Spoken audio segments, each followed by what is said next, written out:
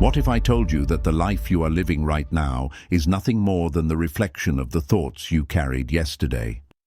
Your mind is not just a place where random ideas come and go. It is a silent architect, constantly designing the structure of your reality. The Buddha once said, "All that we are is the result of what we have thought." This timeless teaching reminds us that our minds are like mirrors, reflecting back into the world everything we hold within. If your inner world is filled with fear, doubt, and negativity, your outer world will eventually mirror those same qualities. But if your inner space is cultivated with hope, discipline, and compassion, your life becomes a reflection of those virtues. This is what I call the law of the mind, and it is more powerful than most people realize. 1. The seed of thought creates the fruit of reality. Every single thought that passes through your mind is not something random or meaningless. It is a seed, and like every seed, it carries the potential to grow into something far greater than itself.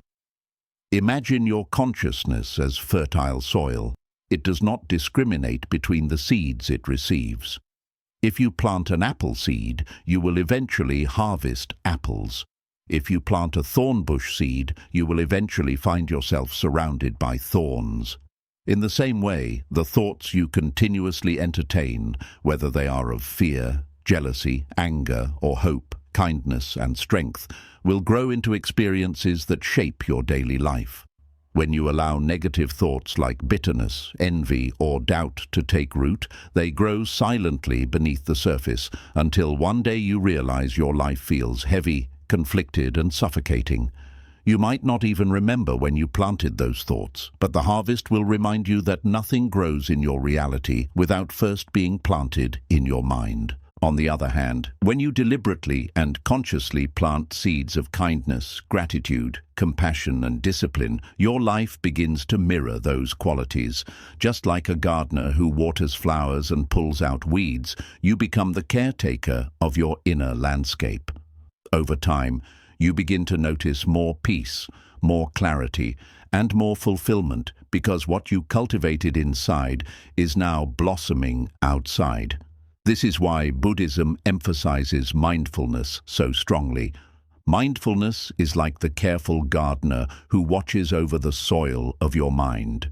It notices which seeds have been planted, decides which ones deserve attention, and ensures that destructive weeds are pulled out before they can spread.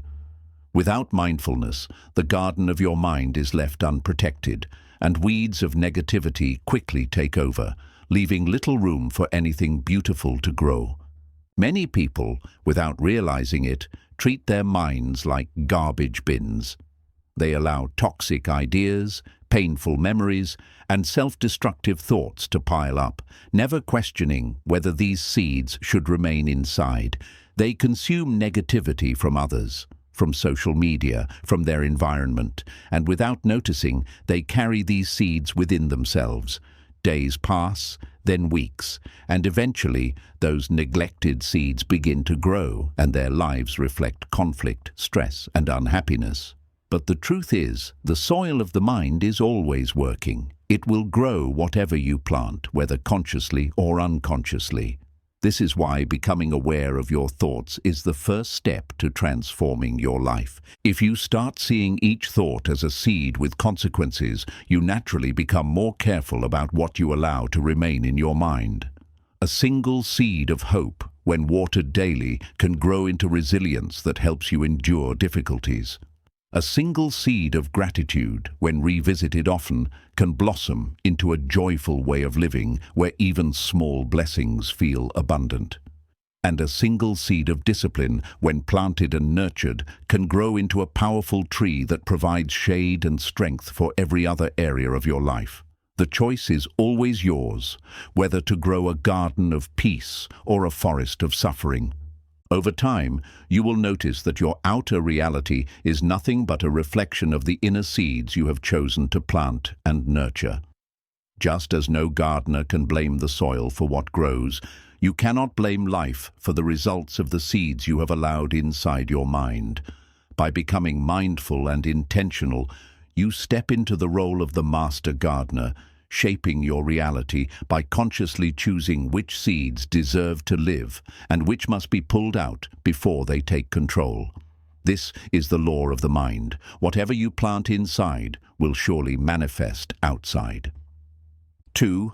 Energy flows where attention goes. One of the deepest truths about the human mind is that whatever you consistently focus on expands and takes on a life of its own. Imagine holding a magnifying glass under the sun. The rays of light are scattered everywhere, but when the glass directs them into a single point, they create enough heat to ignite fire. Your attention works the same way. It concentrates energy. If you focus on worry, fear, and failure, those areas of your life begin to burn brighter, consuming your peace and filling you with anxiety. But if you direct that same attention toward growth, gratitude, and progress, no matter how small, you will begin to see those qualities multiply and strengthen in your life. This principle is not simply positive thinking. It is a natural law of the mind. Whatever you repeatedly give your energy to, whether consciously or unconsciously, becomes stronger. Think about it. When you constantly replay past mistakes, you reinforce the pain associated with them, keeping old wounds alive as if they happened yesterday. When you constantly imagine what could go wrong in the future, your body reacts with stress and fear, even though nothing has happened yet. In both cases, your attention feeds the negative and gives it the power to dominate your experience. But when you choose to focus on progress, even on something as simple as improving by 1% each day, your energy flows into building instead of destroying, and slowly but surely your reality shifts in that direction. Buddhism captures this wisdom in the practice of meditation. A simple act, such as paying attention to your breath, may seem small, but it trains the mind to return again and again to a point of stability. Over time, this focus strengthens qualities like calmness, patience, and resilience. Just as a muscle grows with repeated use, your mind strengthens the qualities it is directed toward. If you focus on anger, anger grows stronger. If you focus on compassion, compassion grows stronger. You cannot escape this truth because the mind will always feed what you choose to nourish with attention. Many people wonder why their lives feel stuck, yet they fail to realize they are pouring all their attention into the very things they don't want, into fears, into complaints, into everything that drains them. It is like watering weeds in a garden and then being surprised when the flowers die. The simple shift lies in deciding each day where your attention will go. Even if your circumstances are difficult, you still have the ability to choose where your mind will rest. If you can place it on gratitude, solutions, and opportunities instead of problems and setbacks, you will begin to see change. Over time, this practice creates a ripple effect. The more you focus on progress, the more progress shows up. The more you focus on blessings, the more blessings you notice. Life begins to mirror the direction of your attention. This is why masters of the mind are careful with what they allow to dominate their focus. They know that attention is not free. It is the most valuable form of energy they possess, and where it flows, life itself grows. So ask yourself, where has your attention been flowing lately? Into fears, regrets, and complaints, or into growth, peace, and purpose? The answer will tell you not only where you are now, but also where you are headed. 3. Your mind is a mirror of your beliefs. Your thoughts are not random visitors that appear out of nowhere. They are reflections of the beliefs you hold about yourself and the world. Imagine your mind as a mirror. It reflects back whatever image is standing in front of it. If you believe you are weak, the mirror will only reflect weakness, and your mind will generate thoughts that align with that belief.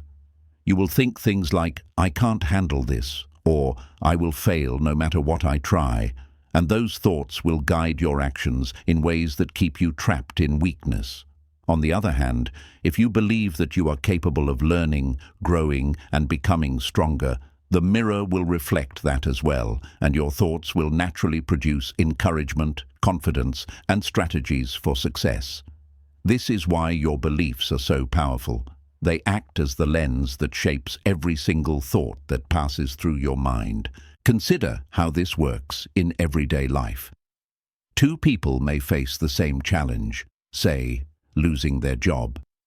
The first person, who holds a belief that life is unfair and stacked against them, will immediately generate thoughts like, "Why does this always happen to me? I will never find something better." Those thoughts create despair, which then leads to giving up. The second person, who believes that they are capable and that challenges can become opportunities, will generate thoughts like, "This is painful, but maybe it's a chance for me to pursue something new." Those thoughts create hope, which leads to action. The situation was the same, but the inner mirror shaped two completely different realities. In Buddhism, this is called right view. Right view is the understanding that your perception of yourself and the world is what determines how your mind operates. If you cling to distorted views, such as "I am not worthy" or "I will always suffer," your thoughts will reflect those distortions and your actions will reinforce them. But if you align yourself with a clearer, truer view, that you are capable of change, that suffering can be transformed into wisdom, that growth is always possible, then your thoughts begin to align with this higher truth. Over time, your reality shifts because you no longer operate from the prison of false beliefs. The danger of false beliefs is that they often hide beneath the surface, quietly shaping your life without you even realizing it. For example, you might have grown up hearing that you are not smart enough or that success is not meant for people like you. Those statements, repeated often enough, become seeds of belief planted deep in your subconscious. Later in life, when opportunities arise, you find yourself hesitating or sabotaging your progress, not because you are incapable, but because your inner mirror is clouded with the reflection of that old belief. The thoughts that arise, "I can't do this," or "I don't deserve this," are not the truth. They are simply the echo of a distorted self-image that you have carried for too long. The way to break free is to become aware of these beliefs and question them. Ask yourself, is this belief absolutely true? Who gave me this belief, and do I want to continue carrying it? When you shine the light of awareness on a belief, you begin to see whether it serves you or imprisons you. Replacing harmful beliefs with empowering ones is like cleaning the mirror of your mind. Once the mirror is clean, your thoughts become clearer, brighter, and more aligned with your true potential. For example, replacing the belief "I am weak" with "I am learning to grow stronger" will immediately change the quality of your thoughts. Instead of defeat, your mind begins to reflect possibilities. Instead of despair, it begins to offer solutions. This is why affirmations and visualization can be powerful tools when used with mindfulness. By repeatedly affirming "I am capable of growth," or by visualizing yourself succeeding, you are reshaping your inner mirror. Over time, the subconscious accepts the new image, and your thoughts naturally begin to align with it. Buddhism reminds us that this is not about lying to yourself, but about aligning with the deeper truth, that you are not limited to the false images created by fear, society, or past wounds. Your true self is always capable of change, resilience, and wisdom. The mind, in this way, becomes a faithful mirror. It will always reflect back what you truly believe about yourself. If you want different thoughts, you must first create different beliefs. If you want stronger, clearer, and more empowering thoughts, you must first begin to see yourself as someone who is capable of living a stronger, clearer, and more empowered life. Once the inner image shifts, everything else begins to follow. 4. Negative thinking is a silent prison. There are prisons in this world made of iron and concrete, with walls so strong that no ordinary person could escape. But there is another kind of prison that is far more dangerous because its walls are invisible, and yet billions of people live inside it without ever realizing they are imprisoned. This is the prison of negative thinking. Unlike a physical prison, no guard locks you in, and no key is needed to open the door. The chains are made only of thoughts, and the bars are built from fear, self-doubt, and despair. The most painful part is that most people do not even see the door standing wide open in front of them. They remain inside because their own thoughts convince them that escape is impossible. Think about how this prison is built. It does not happen in a single day. It begins when you accept one negative thought as truth. Perhaps you told yourself, "I'm not good enough," or "I will never succeed," or "people don't respect me." That single thought plants itself in the soil of your mind, and before long, more thoughts of the same kind appear, gathering together like bricks. You repeat them to yourself so often that you begin to believe them without question, and over time, they form walls around you. Slowly, you stop trying new things because the wall of self-doubt blocks your path. You stop trusting people because the wall of suspicion and fear keeps you apart. You stop dreaming because the wall of hopelessness convinces you that dreams are useless. And without realizing it, you have locked yourself in a prison of your own making. The tragedy is that negative thoughts often feel comfortable, like familiar companions. People hold on to them because they have lived with them for so long that they cannot imagine life without them. Complaining becomes a habit, doubting becomes second nature, and expecting the worst becomes a shield against disappointment. But this comfort is an illusion, because the more you rely on negative thoughts, the more powerless you become. A prisoner who has lived behind bars for decades may be afraid to walk free because the outside world feels unfamiliar. In the same way, many people remain trapped by negativity because they fear what life might look like if they actually believed in their own strength, their own potential, and their own worth. Buddhism teaches us that the mind itself is the root of suffering, not the world outside. Painful things will always happen: loss, rejection, illness, failure. But it is the way we think about these events that determines whether we remain free or remain prisoners. Two people can face the same hardship, yet one suffers endlessly because they interpret it as proof that life is cruel, while the other finds resilience because they see it as an opportunity to grow. The difference is not in the event itself, but in the prison or freedom created by their own thinking. What makes negative thinking so dangerous is that it does not always announce itself loudly. Sometimes it whispers in small doubts, like, "You're not ready yet, maybe later." Sometimes it disguises itself as caution, saying, "Don't try because you might fail." Sometimes it appears as judgment, both of yourself and others, creating bitterness and resentment. Left unchecked, these thoughts multiply quietly, like weeds in an unattended garden, until they choke out every flower of hope and joy. Escaping this prison begins with awareness. You cannot walk out of a cage you cannot see. The first step is to notice when negative thoughts are arising and to recognize that they are not facts. They are simply mental events passing through your mind. Just because a thought says you will never succeed does not mean it is true. It is just a thought, and like a cloud in the sky, it will pass if you do not hold on to it. The power of mindfulness is that it allows you to create space between yourself and your thoughts. You begin to observe them without becoming them. When you see a thought like, "I am not enough," and instead of believing it, you say, "There is the thought of not being enough," you loosen its chains. You realize that the prison was never locked. It was only maintained by your willingness to obey every negative thought without question. Replacing negative thinking with positive or constructive thinking does not mean you ignore pain or deny reality. It means you stop giving power to thoughts that keep you paralyzed and begin choosing thoughts that move you forward. For example, instead of "I failed, so I'm worthless," you can choose "I failed, but I can learn and try again. Instead of nobody respects me, you can choose respect begins with how I carry myself.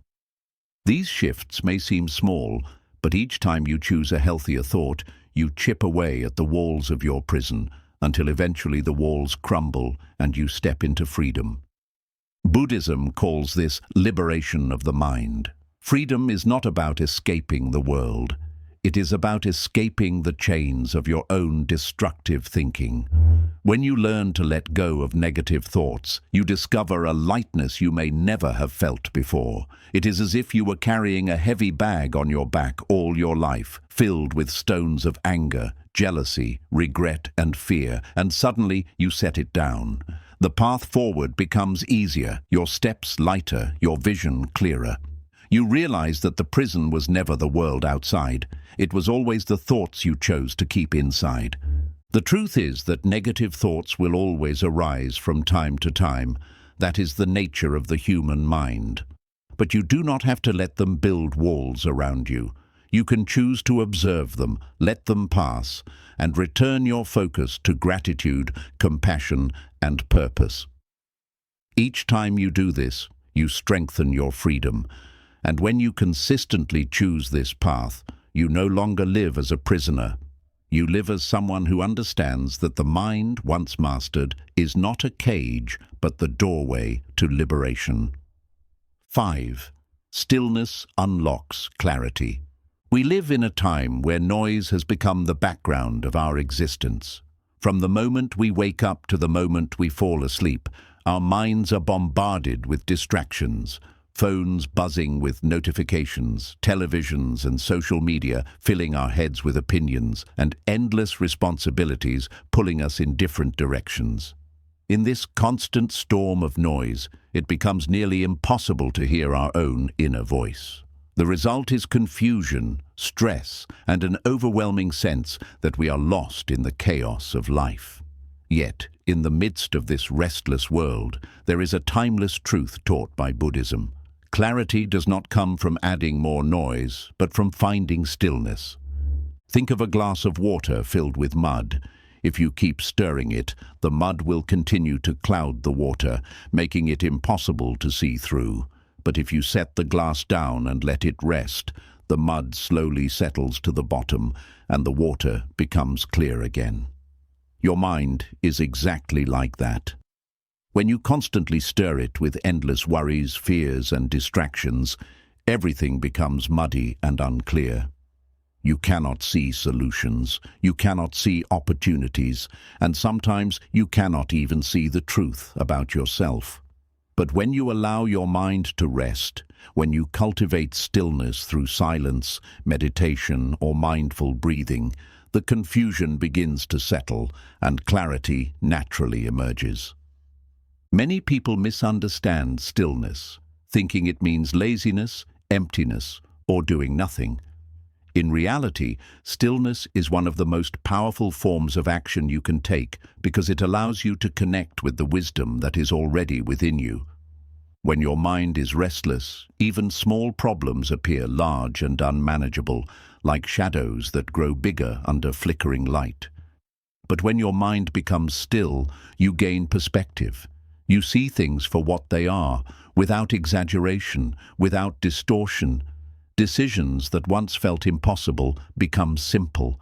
Situations that once filled you with anxiety begin to lose their power over you. Stillness does not erase the challenges of life, but it gives you the clarity to face them with calmness and strength. This is why meditation is considered the heart of Buddhist practice. Sitting in silence, focusing on the breath, and simply observing the mind may sound like a small act, but it is a doorway into freedom. The more you practice stillness, the more you realize that you are not your racing thoughts. You begin to see that thoughts come and go like passing clouds, but you are the sky that remains unchanged. This realization brings an inner peace that no external noise can shake. You stop reacting to every thought as if it were reality, and instead you begin choosing which thoughts deserve your attention. That choice is where clarity is born. Stillness also reveals the truth of impermanence. When you sit quietly, you notice how sensations in the body rise and fade, how thoughts appear and disappear, how emotions surge and dissolve. You begin to understand that nothing in the mind or body is permanent, and this awareness frees you from clinging too tightly to your thoughts and feelings. Instead of drowning in them, you begin to observe them with compassion and patience. This shift alone is life-changing, because clarity is not only about seeing solutions in the outside world, it is also about seeing the truth within yourself. Imagine facing a difficult decision, such as whether to leave a job, end a relationship, or take a leap into something new. When your mind is restless, the fear of making the wrong choice can paralyze you. You overthink every possible outcome, you replay every potential mistake, and in the end, you feel more stuck than before. But if you give yourself the gift of stillness, you allow your inner wisdom to rise above the noise of fear. In silence, you may notice a subtle sense of what feels aligned, what feels heavy, what feels true. That quiet voice of wisdom is often drowned out by the noise of constant thinking, but stillness gives it space to be heard. Buddhism teaches that peace is not found by running away from the world, but by transforming the way we relate to it. In the same way, clarity is not about escaping problems, but about seeing them with a calm and balanced mind. Stillness trains you to respond instead of react, to act with wisdom instead of impulse. Over time, this practice transforms not only your inner life, but also your outer reality. Relationships improve because you no longer speak out of anger or fear. Work improves because you make decisions with clarity instead of confusion. Your health improves because your body is no longer carrying the constant weight of stress. The beauty of stillness is that it does not require special tools or perfect conditions. You do not need a mountain retreat or hours of silence each day. Even a few minutes of mindful breathing, even a short walk taken in awareness, can bring a sense of stillness into your daily life. The key is not the length of time, but the quality of presence you bring.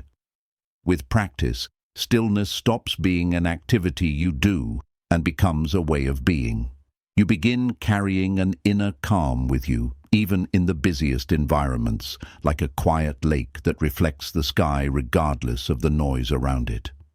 Stillness is not the absence of life. It is the ground that allows life to be seen clearly. Without stillness, we live like people lost in a storm, unable to see the path before us. With stillness, the storm may continue, but we find our footing, we see the direction, and we walk with confidence. Clarity arises not because the world changes, but because we have learned to quiet the noise within. And when clarity arises, everything in life, your decisions, your relationships, your purpose, begins to align more naturally with truth. 6.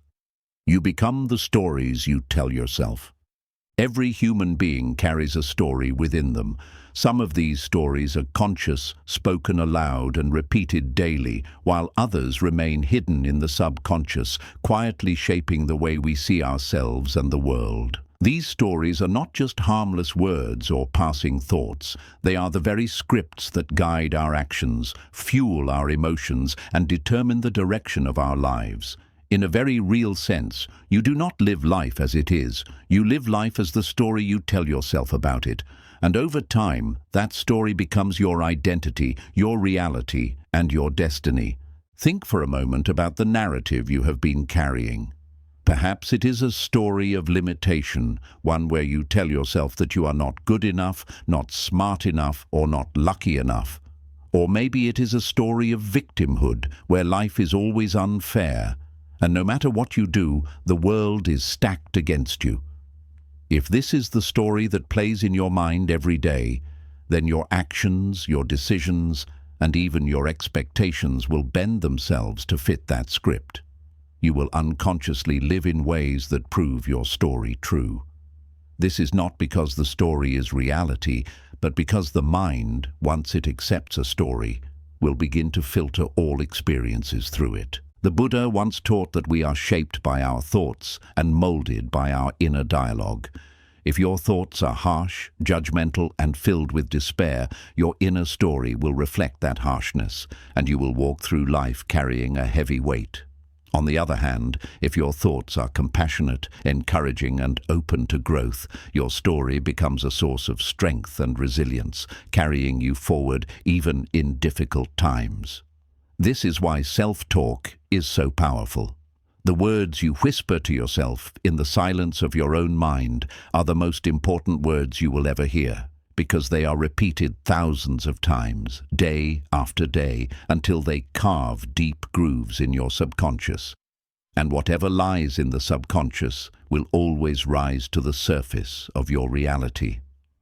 Consider two people starting the same journey. One tells himself the story, "I am not capable, I always fail, and people do not respect me." The other tells himself the story, "I am still learning, but I am capable of growth, and every challenge is a chance to improve." Though they face the same challenges, their experiences will be entirely different. The first person, weighed down by a negative story, will hesitate, make timid choices, and interpret every obstacle as proof of his inadequacy. The second person, guided by a positive story, will act with more courage, interpret failures as lessons, and push forward with resilience. In time, their realities will be worlds apart, not because of luck or external differences, but because of the stories they told themselves along the way. Negative stories are often born from past wounds. Maybe you were told as a child that you were not good enough, and you accepted that statement as part of your story. Maybe you faced rejection in a relationship or failure in a career, and instead of seeing it as one moment in time, you wove it into your identity, saying, "I am unlovable," or "I am a failure." Over the years, these stories became so familiar that you stopped questioning them, and they became the invisible script that dictates your choices. Yet Buddhism teaches us that the self is not fixed. It is constantly changing, constantly flowing, like a river. Just as water does not remain in one place, you are not bound to the stories of your past. The problem is not that you experienced pain or failure. The problem is that you allowed those moments to become the entire story of who you are. The good news is that stories can be rewritten. You are not a prisoner of your past narratives. You are the author, whether you realize it or not.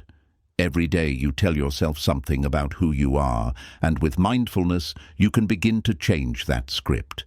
Imagine waking up each morning and deliberately choosing to tell yourself, "I am capable of growth. I am worthy of peace. I am not defined by my past. I am defined by the choices I make today." At first, it may feel forced, especially if you have been carrying a negative story for years. But with repetition, your subconscious begins to accept the new script.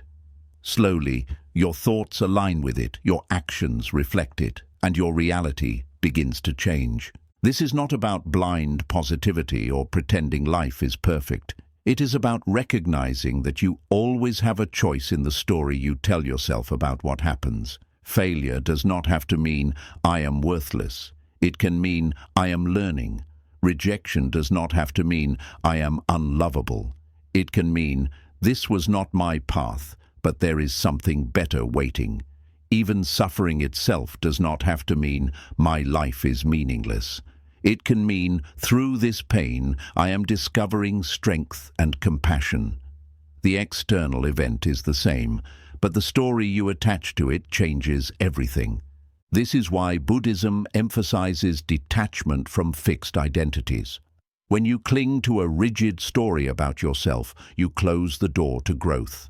If your story is "I am weak," then no matter how many opportunities arise, you will interpret them through weakness. But if you loosen your grip on old stories, you create space for new ones. You begin to live in the truth of impermanence, recognizing that who you are is not fixed, but evolving. In that space, you can choose to tell stories that empower rather than imprison you. Think of the stories you tell yourself right now. Are they helping you grow, or are they keeping you small? Do they encourage you to step into your potential, or do they hold you back in fear? If your story is one of limitation, it is time to question it. Ask yourself, who gave me this story? Did I choose it, or did I inherit it from someone else's words, someone else's judgments, someone else's pain? If the story is not serving you, you have the right and the responsibility to rewrite it.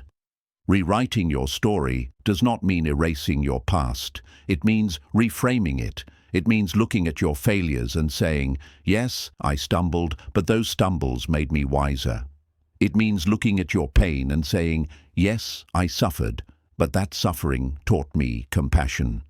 It means looking at your flaws and saying, yes, I am imperfect, but within my imperfection lies the opportunity to grow. When you rewrite your story this way, you take control of the narrative, and instead of being dragged by it, you begin to guide it. In practical terms, this process begins with awareness. Notice the words you use when you talk about yourself, both aloud and in silence. Do you often say, I can't, I always fail, or nothing ever works out for me? If so, those words are reinforcing a story that keeps you stuck. Replace them with words that open possibilities. I am learning. I am improving. I am finding my way. The more you repeat these phrases, the more your subconscious begins to build a new story around them. And once your subconscious changes, your reality follows. This is the power of self-talk. It may seem small, even trivial, but it is the foundation of the life you live. A mind that constantly tells itself a story of defeat will live in defeat, no matter how much potential it has. A mind that tells itself a story of growth will live in growth, no matter how many setbacks it faces. Your story becomes your destiny, and you always have the ability to rewrite it. In the end, Buddhism teaches us that liberation is not found in clinging to stories, even positive ones, but in realizing that you are more than any story. You are not the fixed character you imagine. You are the awareness behind it, the observer who can step outside the narrative and choose again. But before reaching that ultimate freedom, the first step is to recognize the stories that imprison you and begin telling new ones that lead you toward peace, wisdom, and compassion. So remember this: you become the stories you tell yourself. Choose them wisely, for they will shape not only your thoughts and actions, but the very life you live. If you want to change your destiny, change your story. If you want to live with strength, peace, and freedom, begin today by rewriting the script of your mind. Liberation comes from mastery of thought. There are many forms of power in this world. The power of wealth can buy comfort. The power of influence can sway opinions, and the power of physical strength can overcome obstacles. But above all these, there exists a power far greater, though often overlooked, the power of mastering one's own mind. This is the kind of power that no one can take from you, the kind of freedom that no external circumstance can destroy. Buddhism has always taught that true liberation does not come from controlling the world outside of you, but from mastering the world within you. And at the center of that mastery lies the ability to guide, shape, and transform your thoughts. The untrained mind is like a wild horse. It runs wherever it pleases, dragging the rider along, crashing through obstacles, and creating chaos. One moment it is filled with hope, the next it is drowning in fear. One moment it feels strong, the next it collapses under the weight of doubt. If you live under the rule of such a mind, you will always be at its mercy, tossed around like a leaf in the wind. But when you learn to master your thoughts, you become the rider who takes hold of the reins, guiding the horse with calm authority. The energy is still there, but now it moves with purpose, strength, and clarity. To master your thoughts does not mean you never experience negativity again. Even the wisest monk, the most disciplined warrior, and the most enlightened soul will still have moments when fear, anger, or sadness arise. The difference is that they do not let these thoughts control them. They observe them, they understand them, and they let them pass without clinging. Mastery is not about silencing the mind. It is about no longer being enslaved by it. The Buddha described this state as freedom from suffering, not because life becomes free of pain, but because the mind is no longer trapped in the endless cycle of reacting to every thought and emotion. Think of how much suffering comes not from events themselves, but from the way our minds respond to them. Someone criticizes you, and immediately your mind floods with anger, replaying the insult again and again, long after the moment has passed. You make a mistake, and instead of learning from it, your mind traps you in self-criticism, whispering that you are a failure. You face uncertainty about the future, and your mind weaves endless scenarios of disaster, keeping you awake at night. None of these things exist outside of your thoughts. They live entirely in the stories your mind creates. When you master your thoughts, you no longer let these stories dictate your reality. You begin to live with freedom because you finally understand that your thoughts are not commands. You can choose which ones to follow. This mastery begins with awareness. Imagine sitting quietly and noticing the stream of thoughts passing through your mind. You may hear, "I am not enough. This will never work. What if I fail?" In the past, you might have automatically believed these thoughts, letting them shape your emotions and actions. But with awareness, you step back and see them for what they are, just thoughts, not truths. A thought is like a cloud passing through the sky. Some are dark, heavy and stormy, others are light and harmless. But none of them are the sky itself. You are the sky. When you recognize this, you stop clinging to every cloud, and you realize that your thoughts do not define you. They are events happening in the mind, and you have the choice to observe them without being ruled by them. The second step to mastery is discipline. Awareness alone is not enough. You must also train the mind the way a craftsman trains his hands or a warrior trains his body. This is why meditation is such a powerful practice. Every time you bring your focus back to the breath, every time you catch your mind wandering and gently guide it back, you are strengthening your mental discipline. It is like lifting weights for the mind. At first, it feels difficult, even frustrating, but with practice, the mind becomes stronger, steadier, and more obedient. You begin to notice that negative thoughts arise less frequently, and when they do, they no longer have the same grip on you. Mastery of thought also requires intentional cultivation. It is not enough to avoid negative thinking. You must also plant seeds of positive, constructive, and empowering thoughts. If you spend your days telling yourself, "I am incapable, I am weak, I am hopeless," then no amount of awareness will help unless you begin replacing those thoughts with healthier ones. This does not mean lying to yourself with empty affirmations. It means speaking to yourself with honesty, compassion, and encouragement. Instead of saying, "I cannot do this," you say, "I will try and I will learn." Instead of saying, "I am worthless," you say, "I am imperfect, but I am growing." These small shifts may not seem powerful at first, but over time they reshape your inner landscape and your outer reality follows. Think of the greatest challenges you have faced in life. Were they not made harder by the stories your mind told you about them? A rejection became unbearable, not simply because someone walked away, but because your mind whispered, "I will never be loved." A failure became crushing not because you stumbled, but because your mind declared, "This proves I am worthless." The event was one moment in time, but your thoughts turned it into a lifelong wound. When you master your thoughts, you stop letting them turn every challenge into a catastrophe. Instead, you see events for what they are, temporary, manageable, and often opportunities in disguise. This perspective alone is liberating.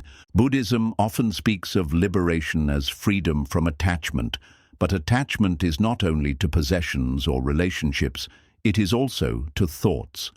When you cling to the thought, "I must always succeed," you suffer when you fail. When you cling to the thought, "I must be loved by everyone," you suffer when people reject you. Liberation means letting go of these attachments, seeing thoughts as passing phenomena, and living with freedom regardless of whether they align with your desires. This is the true mastery of thought, not controlling what arises, but choosing how you relate to it. Imagine living this way. Someone insults you, and instead of being consumed by anger, you notice the thought arise, "I should fight back," but you let it pass. A challenge appears, and instead of drowning in self-doubt, you notice the thought, "I cannot handle this," but you do not give it power.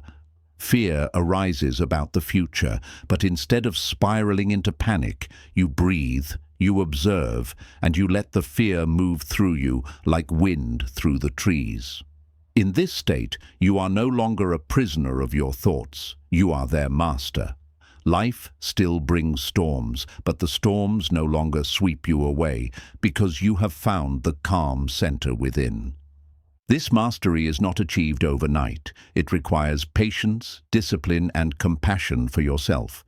There will be days when the mind feels restless and noisy, when negative thoughts seem to win. But even in those moments, every small act of awareness is a victory. Each time you catch yourself before falling into old patterns, each time you replace a destructive thought with a constructive one, each time you return to stillness instead of reacting blindly, you are strengthening your mastery. Over months and years, these small victories accumulate, and one day you realize that the prison you once lived in has disappeared. Not because the world changed, but because your relationship with your thoughts changed. The Buddha said, "The mind is everything. What you think, you become." This is the essence of liberation.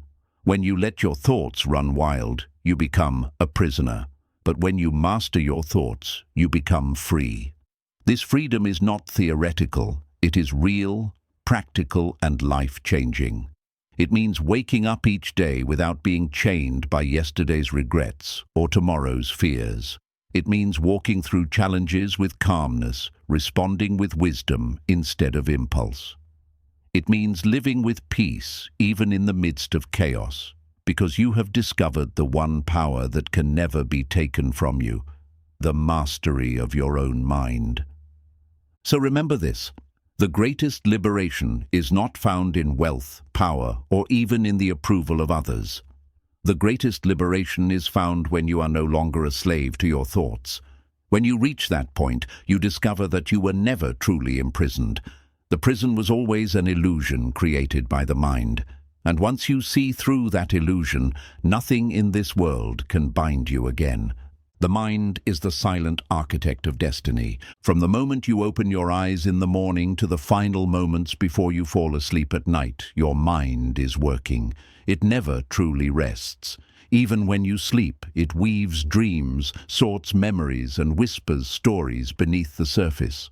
Every decision you make, every reaction you give, every step you take begins first as a thought. The house you live in, the job you work in, the relationships you maintain, and the life you call your own are all built brick by brick through the thoughts you have allowed to live inside your mind.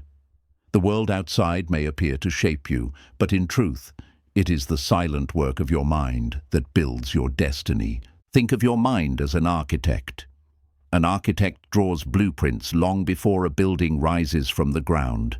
The structure may not exist yet, but the design is already laid out in detail, waiting to be built. In the same way, your life is a structure being built on the foundation of the blueprints your mind has drawn. Every thought you nurture adds a line to the blueprint. Every belief you hold lays down another foundation stone. Over time, the house of your life is constructed exactly as the mind designed it. If your blueprint is filled with fear, self-doubt, and limitation, your life will reflect those designs. You will live in a house of struggle, insecurity, and regret. But if your blueprint is drawn with courage, compassion, and resilience, you will live in a house that stands tall even in the storms of life. Buddhism reminds us again and again that reality is shaped by perception. The Buddha's teaching, "We are what we think." All that we are arises with our thoughts. "With our thoughts we make the world" is not poetry, it is a direct statement of truth. When you understand this, you begin to see that destiny is not something written by chance or controlled by external forces. It is built silently by the mind, one thought at a time. The tragedy is that many people never realize they are the architects of their own lives. They live as if they are powerless, as if destiny is something handed down to them, as if their only choice is to accept whatever is given. But in reality, they are building their future every day through the thoughts they allow to dominate their mind. Imagine a person who constantly thinks, "I am unlucky, nothing ever works out for me, people don't care about me." These thoughts may feel like reflections of reality, but in truth, they are blueprints for what will come. Such a person will unconsciously make choices that confirm those thoughts. They may avoid opportunities because they believe failure is inevitable. They may push people away because they expect rejection. They may complain so often that others grow distant, confirming their belief that no one cares. Their destiny unfolds exactly as their thoughts designed it. Now imagine another person who tells themselves, "I am learning, I am growing, and even setbacks are part of my journey." Their mind creates a completely different blueprint. They see failures not as proof of worthlessness, but as steps toward improvement. They remain open to people, believing that kindness exists. They take opportunities, trusting that even if they stumble, they will learn something valuable. Over time, their destiny unfolds into growth, strength, and fulfillment. Same world, same challenges, but two completely different lives because of the silent architect working behind the scenes. The problem is that most of us allow our architect to draw unconsciously. We do not question the thoughts that enter our minds. We accept them as truth and let them build the blueprint. If a teacher once told you, "You'll never amount to anything," that thought may have lodged itself into your subconscious. Without realizing it, you carry it into adulthood, and every time you face a challenge, the thought whispers, "Remember, you're not good enough." You act accordingly, and your life reflects the blueprint of someone who believes they cannot succeed. This is how destiny becomes shaped not by truth, but by old, unchallenged stories. Mastery of the mind means becoming a conscious architect. It means picking up the pen and drawing your own blueprints with awareness, instead of letting random negative thoughts scribble them for you. This is where mindfulness becomes so powerful. When you are mindful, you notice the thoughts as they arise, and you decide whether they deserve space in your blueprint. You no longer allow every thought to dictate your life. Instead, you ask, does this thought serve me? Does it build a life of peace and growth, or does it reinforce suffering and limitation? When you ask these questions, you begin to take control of your destiny. Think of how this applies in relationships.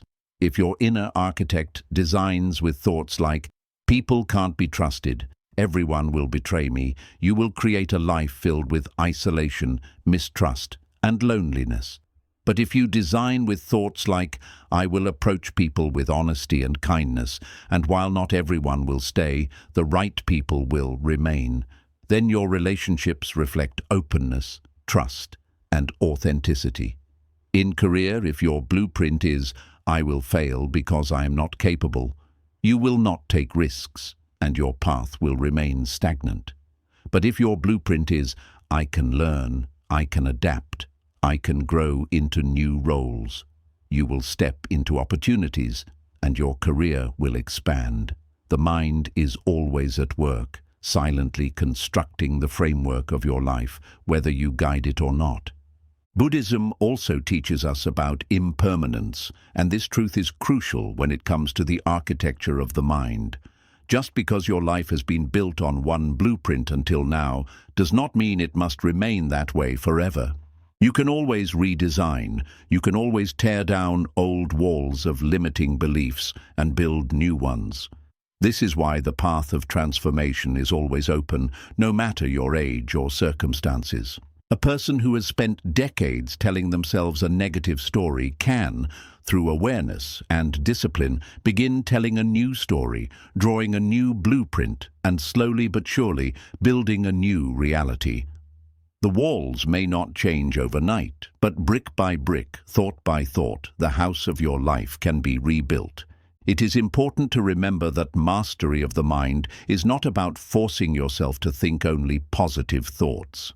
That approach often fails because the mind is naturally diverse. It will always produce both light and dark, hope and fear, courage and doubt. The goal is not to silence all negative thoughts, but to learn how to relate to them. When fear arises, do not let it draw your blueprint. When doubt arises, observe it, but do not let it dictate your design. Instead, choose thoughts of resilience, kindness, and wisdom as the ones worthy of building your life. This is the difference between unconscious living and conscious creation. Consider the metaphor of a temple. For centuries, humans have built temples not only as places of worship, but also as symbols of devotion, discipline, and purpose. Your mind is building such a temple right now. Every thought is a stone placed into the structure. Every belief is a pillar that holds it up. Every repeated story becomes an inscription carved into its walls. If you allow anger, fear, and self-hatred to be the materials, your temple will be dark and crumbling, a place that offers no peace. But if you choose compassion, discipline, and gratitude as your building blocks, your temple will become a place of strength, serenity, and wisdom. And here is the truth. You are the builder. The temple of your mind will be built regardless, but its form depends entirely on the thoughts you choose to use as its materials. This is why liberation is tied so closely to mastery of thought. When you stop being a prisoner of unconscious blueprints, you step into freedom. You realize that destiny is not something you wait for, it is something you build. You are no longer at the mercy of old wounds, false beliefs, or random thoughts that once controlled you. Instead, you take responsibility for your design. You begin to say, I will not let fear design my future. I will not let doubt build my house. I will not let anger carve the walls of my temple. Instead, I will choose thoughts that reflect the life I want to live, the person I want to become, and the peace I want to carry. The greatest tragedy is not failure or rejection. It is living an entire life without realizing that you were the architect all along. People spend years blaming others for their circumstances, waiting for luck, or hoping destiny will change by chance, when in truth the blueprint has always been in their hands. The freedom to design has always been within them. Mastery of the mind does not mean controlling every detail of life, but it means taking charge of the one thing that truly shapes it, your thoughts. So ask yourself now, what kind of house am I building with my thoughts? What blueprints am I allowing to guide my life? Are they drawn with wisdom, compassion, and resilience, or are they scribbled with fear, doubt, and regret? The answer is written not in your intentions, but in the thoughts you feed each day. And the good news is that at any moment, you can pick up the pen and begin again. The mind is the silent architect of destiny. Whether you let it build unconsciously or guide it with awareness will determine the shape of your life. Liberation begins when you take hold of the blueprint and design with purpose.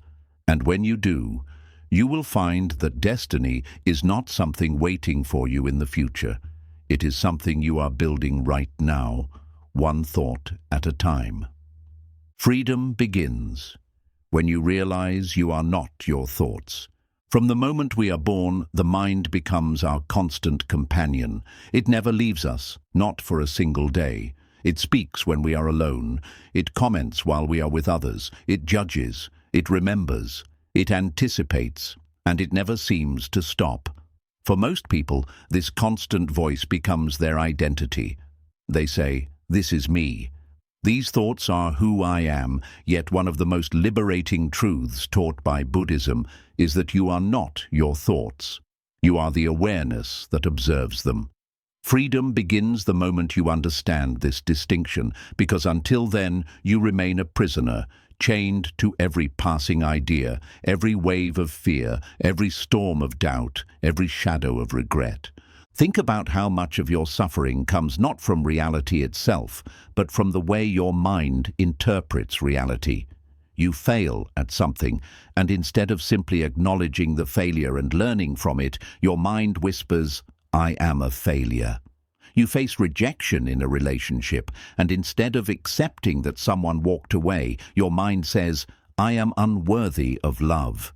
You feel fear about the future, and instead of seeing it as a natural response to uncertainty, your mind convinces you, "I will never be safe." The events themselves pass quickly, but the thoughts about them linger and multiply, wrapping you in chains. Without realizing it, you begin to live not in reality, but in the prison built by your own interpretations. The mind is powerful, but it is not always truthful. It is shaped by memories, beliefs, fears, and expectations, many of which are distorted or incomplete. It can replay an insult from 10 years ago as if it just happened today.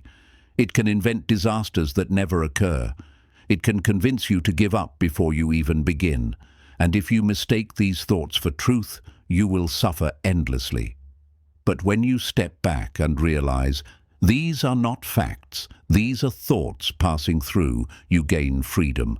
You are no longer dragged by the current, you are the observer watching the river flow. This is why mindfulness is so transformative. When you practice mindfulness, you are not trying to stop thoughts. You are training yourself to see them for what they are, temporary, fleeting, and often unreliable. Imagine sitting quietly and noticing a thought like, "I am not good enough." In the past, you may have believed it immediately, letting it shape your mood and your day. But with mindfulness, you pause and say, "There is the thought of not being good enough." Just that small shift changes everything. You are no longer inside the thought, you are observing it. You realize it is just one of countless thoughts your mind produces, and you can choose not to follow it. Buddhism uses the metaphor of clouds in the sky. Thoughts are clouds. They come and go. They change shape. They drift in and out. Sometimes they are dark and heavy, sometimes light and harmless. But you are not the clouds. You are the sky itself, vast, unchanging and free. When you identify with every thought, you live as if you are the cloud, constantly shifting, restless and unstable. But when you realize you are the sky, you remain steady no matter what clouds pass through. This is the essence of liberation. Consider how this plays out in daily life. A person who believes they are their thoughts may feel anger arise and immediately lash out, because the thought, "I must fight back," feels like an order.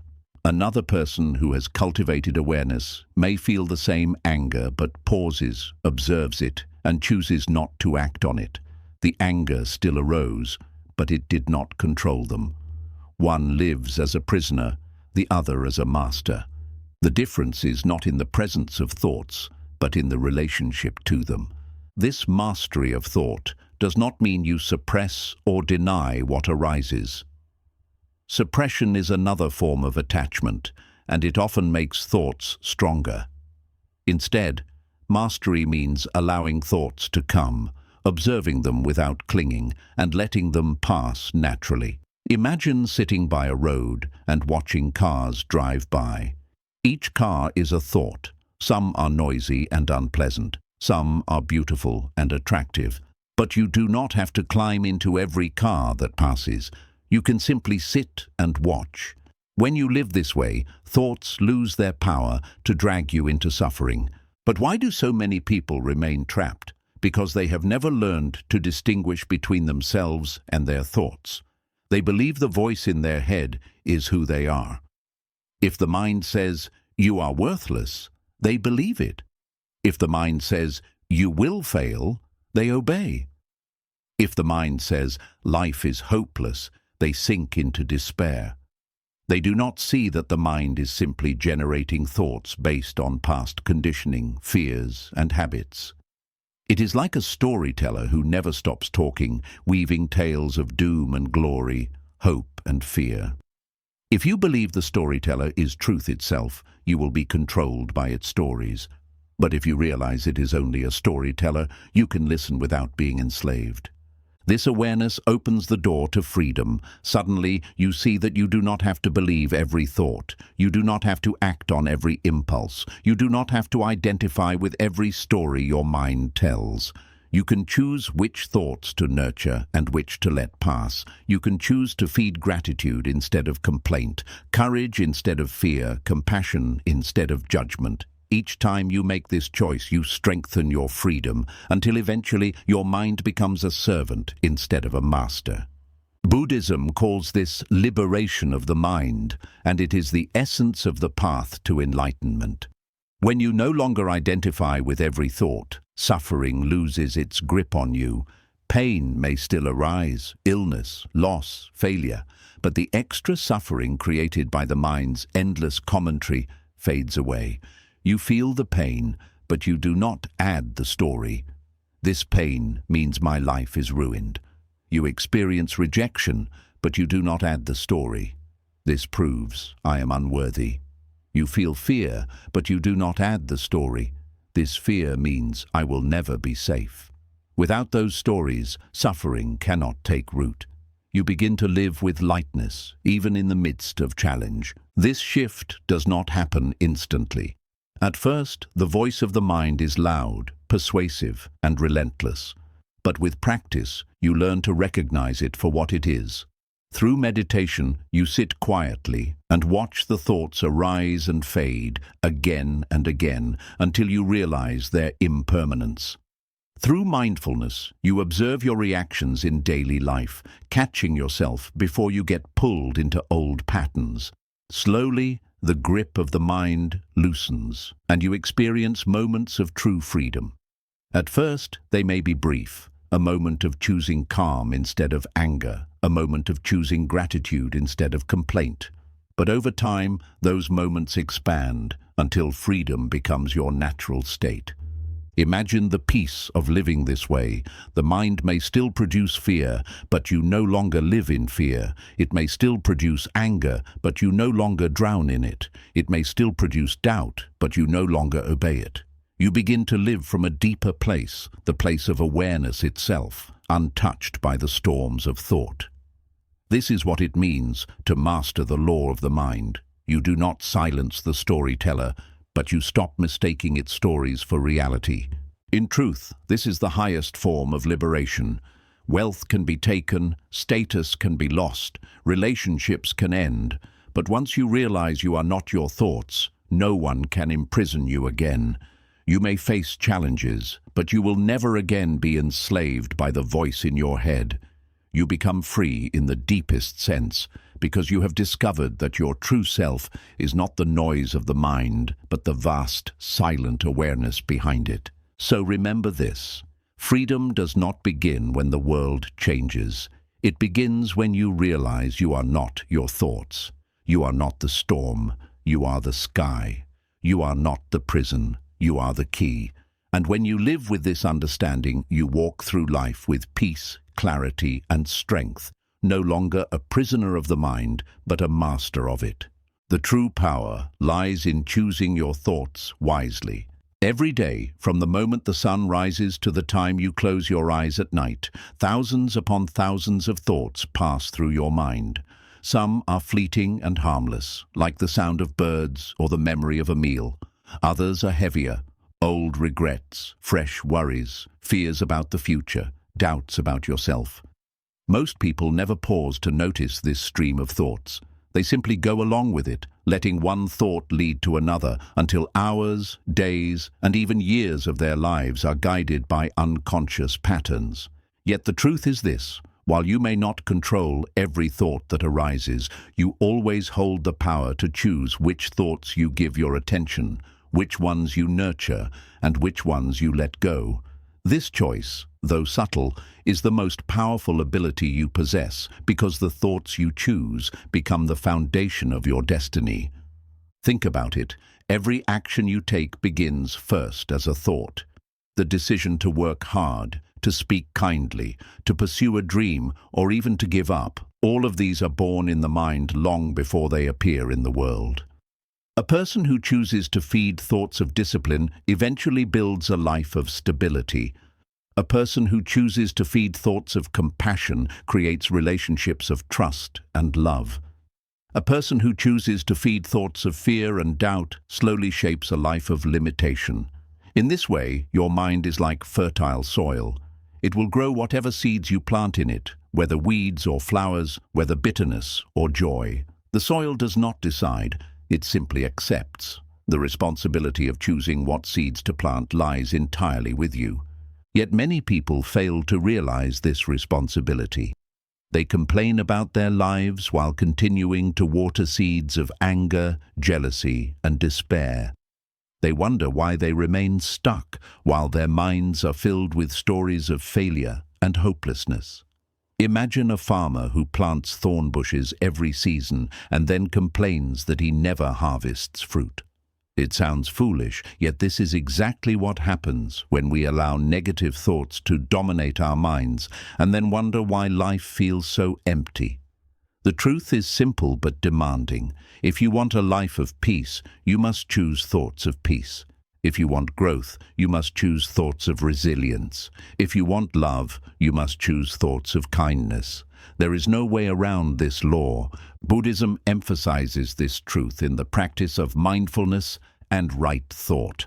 Right thought does not mean forcing yourself to think only pleasant things or denying reality. It means choosing thoughts that align with wisdom and compassion, thoughts that guide you toward growth instead of destruction. For example, when anger arises, right thought might be, "This anger is here, but I will not let it harm myself or others." When fear arises, right thought might be, "I feel fear, but I will face this challenge with courage." In this way, you do not deny negative thoughts, but you also do not obey them blindly. You choose how to relate to them, and in doing so, you transform them. This choice may seem small in the moment, but over time it becomes the difference between two very different lives. Consider two people facing the same obstacle, losing a job. The first person chooses thoughts of despair. "I will never recover. I am worthless. Life is unfair." Those thoughts paralyze them, preventing action, and their life spirals downward.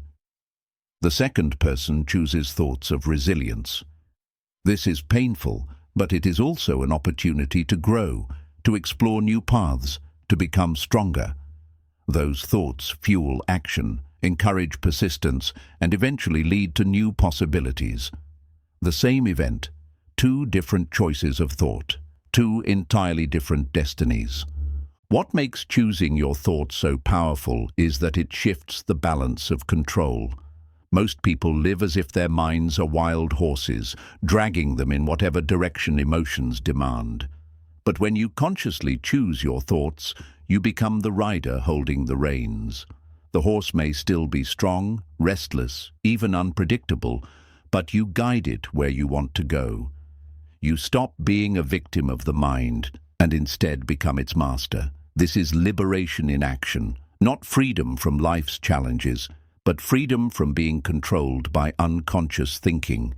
It is important to understand that mastery does not mean perfection. No one can control every thought that arises. Even the most disciplined monk will still face moments of fear, doubt, or anger. But the difference lies in what happens next. Do you feed the thought and let it grow, or do you acknowledge it and let it pass? This choice, repeated again and again, shapes the path of your life. A single negative thought may not destroy you, just as one weed does not ruin a garden. But if you allow weeds to multiply unchecked, they will soon overwhelm the flowers. In the same way, if you continually feed negative thoughts, they will shape your character, your habits, and eventually your destiny. Science today confirms what Buddhism has taught for centuries. The brain rewires itself according to repeated patterns of thought. This is called neuroplasticity. The more you think a thought, the stronger the pathway becomes in your brain, making it easier for that thought to arise again. This is why habits of mind, both good and bad, feel so powerful. If you constantly feed thoughts of worry, your brain becomes wired to worry automatically. But if you consistently choose thoughts of gratitude, your brain becomes wired to notice blessings more easily. Over time, the very structure of your brain changes according to the choices you make in your thinking. This is why choosing your thoughts wisely is not only a spiritual teaching, but a scientific truth. So how do you begin to make better choices? The first step is awareness. You cannot choose if you are not aware of what is happening. Begin noticing the thoughts that dominate your mind. Do they inspire courage, or do they drain your strength? Do they build compassion, or do they fuel resentment? Do they encourage growth, or do they keep you stuck in fear? Once you are aware, the second step is intention. Intentionally shift your attention to thoughts that serve you. If your mind says, "I cannot do this," gently shift it to, "I will try, and through trying, I will learn." If your mind says, "Nobody cares about me," shift it to, "I will show kindness to others, and I will attract kindness in return." These may feel small at first, but small shifts repeated daily create profound transformation. The third step is practice. Just as a musician trains daily to master an instrument, or an athlete trains daily to master the body, you must train daily to master your thoughts. This is where meditation becomes invaluable. Each time you bring your wandering mind back to the breath, you are practicing the skill of choosing. You are training yourself not to follow every distraction, but to return again and again to what you have chosen. Over time, this practice strengthens your ability to choose thoughts in everyday life, even in the face of difficulty. Imagine what your life would look like if you consistently chose thoughts of growth, peace, and compassion. Challenges would still arise, but instead of being crushed by them, you would see them as teachers. Failures would still occur, but instead of defining you, they would refine you. Pain would still visit, but instead of drowning you, it would deepen your wisdom. This is the power of choosing thoughts wisely. It does not remove hardship, but it transforms hardship into the soil where strength and clarity grow. It is also important to be patient with yourself. The mind has been conditioned over many years, and change takes time. There will be days when negative thoughts seem overwhelming, days when you fall back into old patterns. But do not see this as failure. See it as part of the training. Each time you return to awareness and make a better choice, you are strengthening the habit of mastery.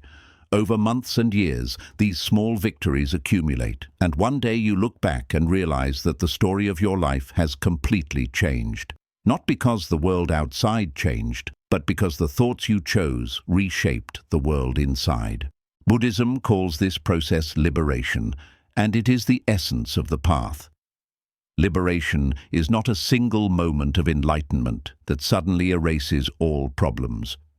It is the gradual freeing of yourself from the chains of unconscious thinking until one day you realize you are no longer a slave to your thoughts. You have become their master.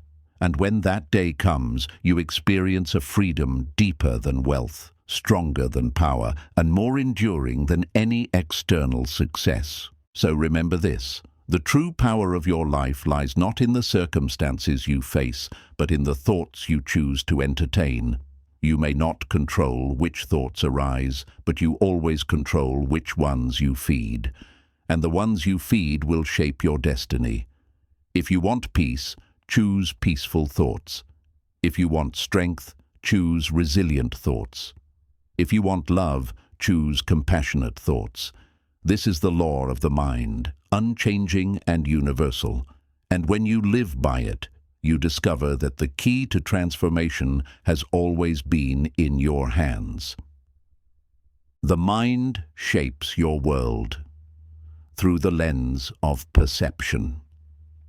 Every human being believes they see the world as it truly is. When you open your eyes in the morning, You assume the sights, sounds, and experiences around you are objective, solid, and unchanging. Yet Buddhism teaches a profound truth. The world you experience is not the world as it truly is, but the world filtered through your mind. What you see, hear, and feel is always shaped by your perceptions, your beliefs, and your mental habits. In this way, your mind does not simply reflect reality, it creates it. The way you perceive life determines whether you live in peace or in suffering, whether you see obstacles or opportunities, whether you carry despair or hope. Consider two people walking through the same forest. The first, filled with anxiety, perceives the forest as threatening. The shadows seem dangerous, every sound feels like a warning, and they cannot enjoy the beauty because their mind is clouded with fear. The second, calm and mindful, perceives the forest as peaceful. The rustling leaves are music, the shade is comfort, and every tree feels like a friend. The forest has not changed, but the experience of it is completely different because of the lens of perception. In the same way, life itself is neutral. It is our mind that adds meaning, and the meaning we add becomes the world we live in. This is why two people can experience the same hardship, yet come away with completely different lessons. One loses their job and sinks into despair, believing life is cruel and unfair. Another loses their job and uses the moment as an opportunity to grow, to seek new skills, to discover hidden strengths. The event is the same, but the inner lens determines whether it becomes a story of defeat or a story of transformation. In this sense, you are never trapped by events. You are trapped by the way your mind perceives them. When you change your perception, you change your world. The Buddha taught that perception is shaped by mental conditioning. From childhood, we inherit beliefs from parents, teachers, and society. We are told who we are, what we can achieve, what is possible, and what is not. These ideas, repeated over and over, settle deep into the subconscious, and without realizing it, they become the lens through which we see everything.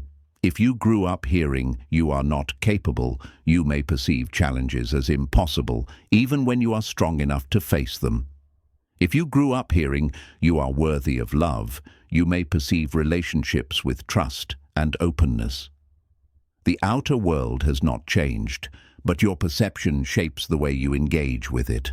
Buddhism warns us that clinging to false perceptions is one of the root causes of suffering. When you mistake your thoughts for reality, you become enslaved by illusions. Imagine a person who sees rejection as proof they are unworthy. In truth, rejection is simply a person walking away, but their mind adds layers of interpretation, creating suffering that goes far beyond the event itself.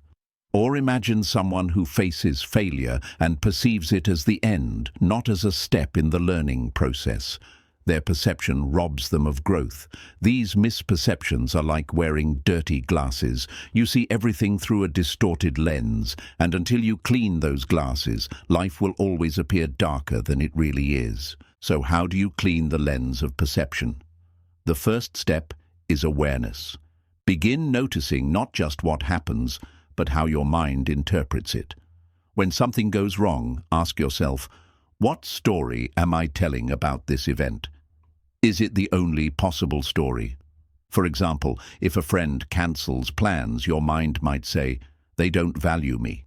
But another story could be, they are busy and it has nothing to do with my worth. By questioning your perception, you loosen its grip. You realize that your suffering often comes not from the event itself, but from the meaning you attach to it. The second step is mindfulness. When you practice mindfulness, you create space between the event and your reaction. Instead of instantly believing your first interpretation, you pause, breathe, and observe. This pause allows you to see more clearly. Perhaps the criticism you received was not an attack, but a chance to improve. Perhaps the delay in your plans is not a punishment, but a redirection towards something better. Mindfulness clears away the haze of automatic judgments, allowing you to perceive reality with greater wisdom. The third step is compassion. Perception is not only about how you see yourself, but also how you see others. When your mind is clouded with anger, you may perceive others as enemies, even when they are not. When your mind is filled with compassion, you perceive others with understanding, even when they hurt you. Buddhism teaches that compassion softens the lens, allowing you to see the humanity in others instead of only their flaws. A compassionate perception turns conflicts into opportunities for connection and misunderstandings into chances for forgiveness. Over time, the way you choose to perceive life shapes your destiny. If you consistently perceive difficulties as opportunities, your life becomes a journey of growth. If you perceive them as punishments, your life becomes a prison of suffering. If you perceive yourself as weak, you will act weak. If you perceive yourself as capable, you will act with strength. The outer world does not change, but your inner perception determines the quality of your experience. Buddhism illustrates this with the metaphor of the two arrows. When life brings pain, it is like being struck with the first arrow. This arrow is inevitable. Everyone experiences pain, loss, failure, and disappointment. But most people also shoot themselves with the second arrow, their perception of the pain. They add thoughts like, "This should not happen, I cannot handle this, my life is ruined." The second arrow creates suffering far greater than the first. Mastery of perception means refusing to shoot yourself with that second arrow. You feel the pain, but you do not add the story that magnifies it. In doing so, you experience freedom, even in the midst of hardship. Science today echoes this truth. Research in psychology shows that perception shapes reality. People who believe they are capable perform better, not because they are inherently stronger, but because their perception changes their actions. People who perceive stress as harmful suffer more, while those who perceive stress as a challenge perform better and recover faster. The outer circumstances are the same, but the inner lens determines the outcome. Buddhism understood this centuries ago. Perception is not passive, it is creative. It builds the reality you live in. So what does it mean to live with a purified perception? It means seeing reality as it is, without distortion, without clinging, without fear. It means perceiving challenges as teachers, not punishments. It means perceiving yourself not as fixed and limited, but as flowing and capable of growth. It means perceiving others not as enemies or competitors, but as fellow travelers on the path of life. Such perception does not ignore pain, but it sees through the illusion that pain equals suffering. It does not deny imperfection, but it sees imperfection as part of the journey. It does not cling to identity, but it recognizes the truth of impermanence, that everything changes, and therefore nothing can imprison you forever. Imagine living this way. Each morning, instead of perceiving the day as a burden, you perceive it as a gift. Each challenge, instead of being a wall, becomes a doorway. Each failure, instead of ending your path, becomes a stepping stone. Each person you meet, instead of being a threat, becomes an opportunity to practice compassion. This is not fantasy. It is the reality available when you train your mind to choose perception wisely. In the end, liberation does not come from changing the world outside. It comes from changing the lens through which you see it. When you master perception, you realize that peace is not found in perfect circumstances, but in a clear mind. You realize that joy is not the absence of problems, but the presence of wisdom in how you see them. And you realize that freedom is not escaping challenges, but perceiving them in a way that no longer enslaves you. So remember this: the mind shapes your world through perception. If your lens is clouded with fear, anger, or doubt, the world will appear dark. But if your lens is clear with mindfulness, compassion, and wisdom, the world becomes a place of growth, beauty, and peace. You may not control every event, but you always control the way you see it. And in that choice lies the true power of your mind. the power to create a world of suffering or a world of liberation. The mind is both the prison and the key. If you look closely at your life, you will notice something fascinating. The moments that brought you the greatest suffering were not only about what happened, but about how your mind responded. Losing someone you love, failing at something important, or being rejected by others are all painful. But what truly magnifies the pain is the story the mind builds around it. It says, "This should not have happened. I will never be whole again. My life is ruined." These thoughts replay again and again, becoming chains that keep you locked inside suffering long after the original event has passed. In this way, the mind can become your prison, holding you captive in fear, regret, and despair. Yet the very same mind, when trained and understood, can become your greatest key to freedom. The difference lies not in the events of life, but in how you use the power of the mind itself. Buddhism teaches that the mind is both the source of suffering and the path to liberation. The untrained mind clings to desires, resists reality, and identifies with every passing thought. It is restless, reactive, and easily trapped by illusions. But the trained mind is steady, aware, and free from attachment. It can experience pain without being destroyed by it. It can face uncertainty without drowning in fear. It can walk through the world without being imprisoned by it. This is why the Buddha said, "The mind is everything. What you think, you become." Your mind can be a jailer or a liberator, depending on whether you master it or let it master you.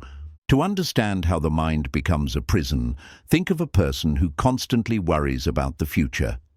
Each day, their thoughts are filled with fear. What if I lose my job? What if I get sick? What if I fail? These are not events happening now, they are imagined possibilities. Yet their mind reacts as if the fears are real, flooding the body with stress and anxiety.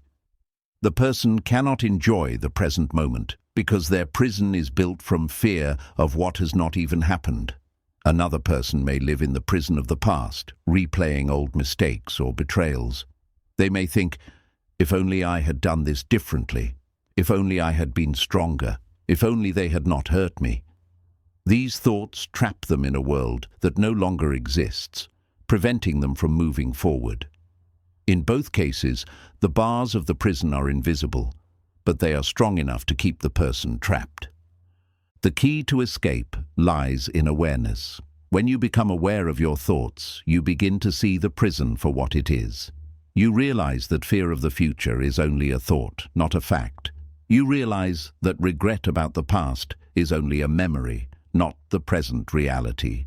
You realize that anger toward others is only energy in your mind, not an unchangeable truth. The moment you see this clearly, the bars of the prison weaken. You are no longer completely identified with the thoughts. You are the observer of them. And in that role, you discover the power to choose whether to believe them, whether to follow them, or whether to let them go. This is why meditation is such a powerful practice. In meditation, you sit quietly and notice the stream of thoughts flowing through your mind. Some are pleasant, others are painful, but the key is not to cling to them. You simply watch them rise and fall like clouds drifting across the sky. At first, this feels difficult because the mind is restless and demanding, but over time, you begin to see the pattern. Thoughts arise, thoughts fade, and none of them define who you are. You are not the prisoner trapped inside the thought. You are the awareness that exists beyond it. Once you taste this realization, even for a moment, you hold the key to freedom. The prison of the mind often feels real because of attachment. The mind clings to what it desires and resists what it dislikes. If you achieve something, the mind says, "Hold on to it forever." If you lose something, the mind says, "This should never have happened." In both cases, you are trapped because life itself is impermanent. Everything changes. When the mind refuses to accept this, it creates suffering. But when you learn to let go, when you allow joy and pain to come and go without clinging, you experience freedom. The key is not to stop feeling or caring, but to stop demanding that life be different than it is. Another way the mind becomes a prison is through identity. People cling to the idea of who they are. I am this kind of person. I am this role. I am defined by this success or this failure. When the role is taken away, when the success fades, when failure arrives, they feel destroyed because they believed their entire self was contained in that identity. But Buddhism teaches that the self is not fixed. It is fluid, changing with every moment, like a river that is never the same twice. When you realize this, you no longer cling to rigid identities. You become free to grow, to change, to evolve, because you are no longer imprisoned by a single story about who you are. Of course, liberation does not mean life becomes free of pain. Pain will always exist. Loss, illness, rejection, and failure are part of the human experience. But suffering, which is pain multiplied by resistance and negative thinking, can be reduced. Pain may strike you once, but your mind does not need to strike you again and again with stories about it. This is the Buddhist teaching of the two arrows. The first arrow is the inevitable pain of life. The second arrow is the suffering you create by saying, "This should not happen. I cannot bear this. My life is ruined." Liberation comes when you refuse to shoot yourself with that second arrow. You feel the pain, but you do not turn it into a prison. Think of how this changes daily life. Imagine someone insults you. Without mastery, your mind builds a prison of anger. How dare they? I must prove them wrong. I must hold on to this resentment. You suffer long after the insult has ended. But with awareness, you see the insult as words passing through air, reflecting the other person's state of mind, not your worth. The anger arises, but you do not cling to it. You let it go, and you remain free. Or imagine facing failure. Without mastery, your mind builds a prison of self-doubt. I am useless. I will never succeed. You stop trying, and the prison tightens. But with awareness, you see failure as a teacher, not a sentence. You feel the disappointment, but you also see the lesson. You rise again, and the prison dissolves. The truth is that everyone lives in some kind of mental prison until they learn to master their mind. For some, it is the prison of fear. For others, it is anger, regret, or attachment. But the key is always the same: awareness, mindfulness, and the ability to let go. When you develop these qualities, the mind itself transforms from a jailer into a guide. It stops trapping you in endless loops of suffering and instead becomes the tool through which you experience wisdom, compassion, and peace. This transformation does not happen overnight. At first, you may only notice small moments of freedom, catching yourself before reacting in anger, pausing before sinking into despair, choosing gratitude in the face of hardship. But these small moments are the cracks in the walls of the prison. With practice, the cracks widen until eventually the walls collapse. You realize you were never truly trapped. The prison was always an illusion created by thoughts, and the key was always in your hands. The most liberating realization of all is that freedom does not come from controlling life. It comes from mastering your relationship with your mind. You cannot stop the world from changing. You cannot stop loss, failure, or rejection.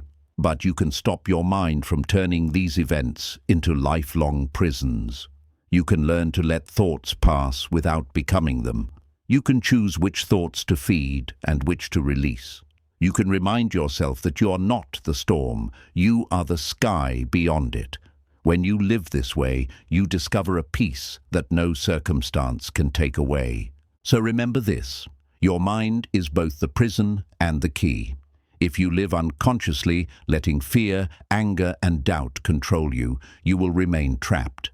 But if you awaken, if you practice awareness, if you learn to choose your thoughts wisely and let go of clinging, you unlock the door. And once you step through, you realize that the freedom you were searching for has been within you all along, waiting for you to see it. The mind becomes what it repeats. If you want to understand why your life looks the way it does today, look closely at the thoughts you have been repeating every day. The mind is not a blank space where random ideas come and go without consequence. It is a living field, shaped and molded by repetition. Whatever you tell yourself over and over again becomes a pattern, and whatever pattern you feed long enough becomes your reality. Just as water, drop by drop, carves valleys through stone, repeated thoughts carve deep pathways in the mind, shaping the way you see yourself, the way you react to life, and the way you walk through the world. Buddhism teaches that the mind is like a wheel, always turning. Where it turns depends on the momentum you give it. If you repeatedly feed thoughts of fear, the wheel spins toward anxiety. If you repeatedly feed thoughts of anger, the wheel spins toward resentment. But if you feed thoughts of compassion, gratitude, and wisdom, the wheel turns toward peace. This is why the Buddha emphasized mindfulness, not as a passing practice but as a discipline of repetition. The mind, when left unattended, tends to repeat its old habits, like a river flowing in the path it has carved for centuries. But with awareness, you can redirect the flow, little by little, until a new path is formed. Think of someone who constantly repeats the thought, "I am not good enough." At first, it is just a thought, but with repetition, it becomes a belief. And once it becomes a belief, it begins to shape action. The person hesitates in opportunities, avoids risks, and interprets every setback as proof of their inadequacy. Over time, their life reflects the story they have been telling themselves. Another person might repeat the thought, "I am learning, I am capable of growth." At first it feels awkward, even forced, but with repetition it becomes a belief. That belief fuels confidence, which fuels action, which eventually creates success. The difference between the two lives is not intelligence, luck, or opportunity. It is the repeated patterns of thought that guided their choices. Science today supports this ancient truth. Neuroscience shows that the brain changes itself based on repetition, a phenomenon known as neuroplasticity. The more you repeat a thought, the stronger the neural connections become, making that thought easier to think again in the future. In simple terms, the brain is rewired by habit. If you constantly worry, your brain becomes wired for worry. If you constantly complain, your brain becomes wired to notice negativity. But if you practice gratitude daily, your brain becomes wired to notice blessings. If you practice kindness, your brain becomes wired to respond with compassion. The brain is always rewiring itself, and your repeated thoughts are the blueprint. This is why habits of mind are so powerful. They seem small in the moment, but they accumulate into the story of your life. Complaining once does not change much, but complaining every day for years creates a personality defined by bitterness. Practicing patience once feels insignificant, but practicing it daily for years creates a person who moves through life with grace and calm. Buddhism calls this the law of cause and effect, not in some mystical sense, but in the very practical reality of how repetition shapes character and destiny. So how do you take control of this process? The first step is awareness. Begin noticing which thoughts you repeat most often. Are they thoughts of fear, doubt, and anger, or are they thoughts of hope, gratitude, and courage? Be honest with yourself, because the truth may be uncomfortable. Many people want peace, but repeat thoughts of conflict. They want growth, but repeat thoughts of limitation. They want love, but repeat thoughts of bitterness. Once you see the pattern, you understand why your life feels the way it does. The outer experience is only the reflection of the inner repetition. The second step is intention. You cannot erase old patterns overnight, but you can begin creating new ones. Start by choosing a few thoughts that reflect the kind of life you want to live. For example, I am capable of growth. I choose peace over anger. I will face challenges with courage. Or, I am grateful for what I have. At first, these may feel unnatural, especially if your mind is used to repeating the opposite. But remember, the mind becomes what it repeats. The more you feed these thoughts, the stronger they become, until eventually they feel natural and the old patterns weaken. The third step is persistence. Repetition requires patience. Just as a river does not carve a new path in a single day, your mind will not change overnight. There will be moments when the old thoughts return, loud and convincing. But every time you return to the new pattern, you are carving a new path. Each repetition strengthens it, until one day the new thought becomes automatic. This is the real transformation, not forcing the mind in a moment, but patiently retraining it over time. Buddhism offers many practices for this retraining. Meditation is one, because it strengthens awareness and discipline. Mantras are another, because repeating a phrase of wisdom plants seeds in the subconscious. Mindful living is yet another, because it turns everyday actions into opportunities to practice new patterns. For example, when you wash the dishes, instead of repeating, "This is boring," you repeat, "This is a moment of peace." When you face traffic, instead of repeating, "This is unbearable," you repeat, "This is a chance to practice patience." These small repetitions accumulate, and over months and years, they reshape your mind, and with it, your life. Think of the greatest teachers, leaders, or compassionate people you admire. None of them became who they are by accident. They shaped their minds through repeated practice. A compassionate person has repeated compassion so often that it flows naturally. A wise person has repeated awareness so often that clarity becomes second nature. A disciplined person has repeated self-control so often that temptation no longer sways them. Their greatness is not luck. It is the product of repeated thoughts, practiced over time, until they became who they are. The danger lies in forgetting this truth and repeating the wrong patterns unconsciously. If you constantly repeat thoughts of anger, you become an angry person. If you constantly repeat thoughts of fear, you become a fearful person. If you constantly repeat thoughts of blame, you become a bitter person. None of this happens overnight. It happens drop by drop, repetition by repetition, until one day you look at your life and wonder why it feels heavy. The answer is simple. The mind became what it repeated. But the beauty of this truth is that change is always possible. No matter how long you have repeated negative patterns, you can begin again. The brain can always rewire, the mind can always be retrained, the story can always be rewritten. It may take time, but every new repetition is a step toward freedom. You are never too old, too broken, or too stuck to change the patterns of your mind. The moment you choose to repeat something new, the transformation begins. So ask yourself now, what am I repeating? What thoughts fill my mornings, my nights, my quiet moments? Are they building the life I want, or are they building the prison I fear?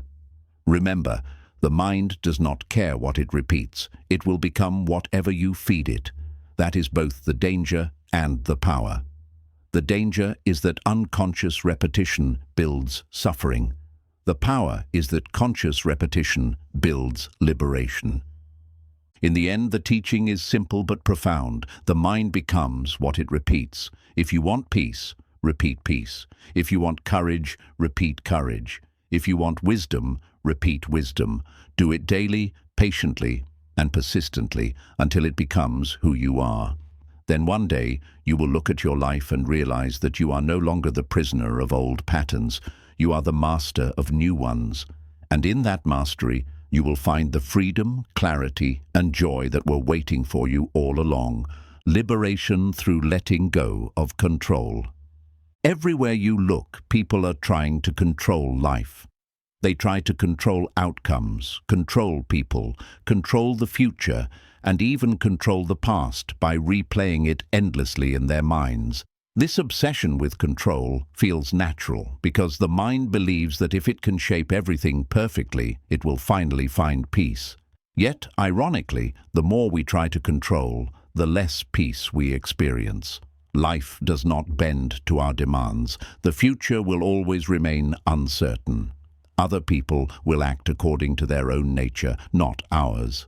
Circumstances will shift beyond our ability to predict, and when the mind refuses to accept this, it lives in constant tension, clinging to what it wants, resisting what it dislikes, and fearing what it cannot change. In this way, control becomes a prison, and the key to freedom lies in letting go.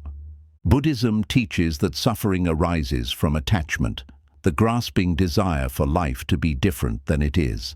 This attachment is another form of control. We want pleasure without pain, gain without loss, success without failure, and permanence in a world that is constantly changing. But reality does not work this way. Everything is impermanent. Health fades, seasons change, relationships evolve, fortunes rise and fall. When the mind clings to control, it resists this truth, and resistance creates suffering. The alternative is not passivity, but acceptance, letting go of control and aligning ourselves with the flow of life, rather than fighting against it. Consider how often control has caused you suffering. Perhaps you tried to control a relationship, demanding that someone stay when their heart wanted to leave. The tighter you held on, the more pain you felt, because love cannot be controlled, it must be free to flourish. Or perhaps you tried to control your future, planning every detail, only to be thrown into chaos by unexpected events.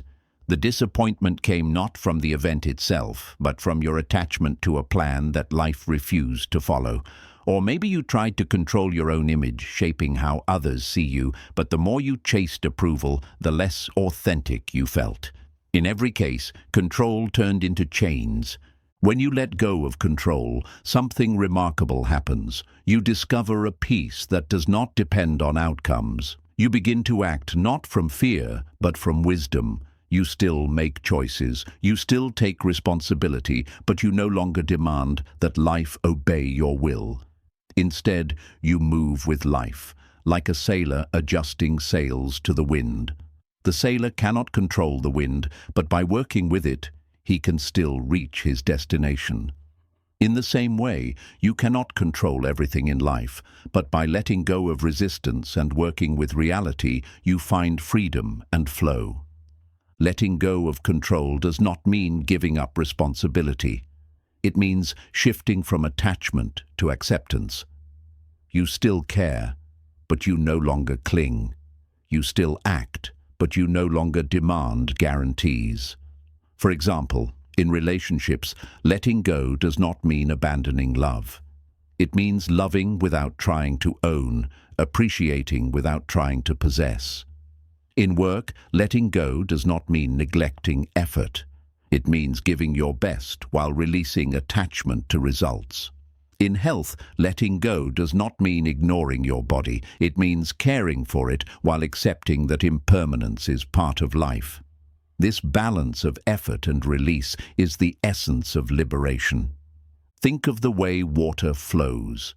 If you try to grasp it tightly in your fist, it slips away. But if you cup your hands gently, it rests there naturally. Life is the same. The harder you try to control it, the more it resists. But when you soften your grip, when you allow it to flow, it begins to nourish you. The paradox is that true influence in life comes not from control, but from alignment. Aligning yourself with the truth of impermanence, aligning with compassion, aligning with the present moment. Why does letting go bring such peace? Because it removes the constant conflict between your expectations and reality. When the mind insists, this must not happen, and reality says, but it has happened, suffering arises. When the mind says, this must stay forever, and reality says, everything changes, suffering arises. But when the mind lets go and says, this has happened, I accept it. This is changing, I allow it. Peace arises. Acceptance does not erase pain, but it prevents pain from multiplying into suffering. It allows you to face life as it is, not as you demand it to be. Buddhism illustrates this with the teaching of the middle path. One extreme is clinging, holding too tightly, trying to control. The other extreme is indifference, abandoning effort, neglecting responsibility. The middle path is neither. It is caring deeply without attachment, acting wisely without control, and walking steadily without clinging to outcomes. In this path, you find balance. You live fully engaged with life, while free from the chains of control. In daily life, this practice begins with awareness. Notice when your mind is trying to control. Perhaps you are replaying conversations, wishing people had acted differently. Perhaps you are obsessing over the future, demanding certainty where none can exist. Perhaps you are criticizing yourself for past mistakes, trying to control what has already happened. In each case, pause and ask, what am I resisting? What am I trying to control that cannot be controlled? This awareness reveals the chains, and once you see them, you can begin to release them. The next step is trust. Letting go requires trust, not blind faith, but trust in the flow of life. Trust in your own resilience.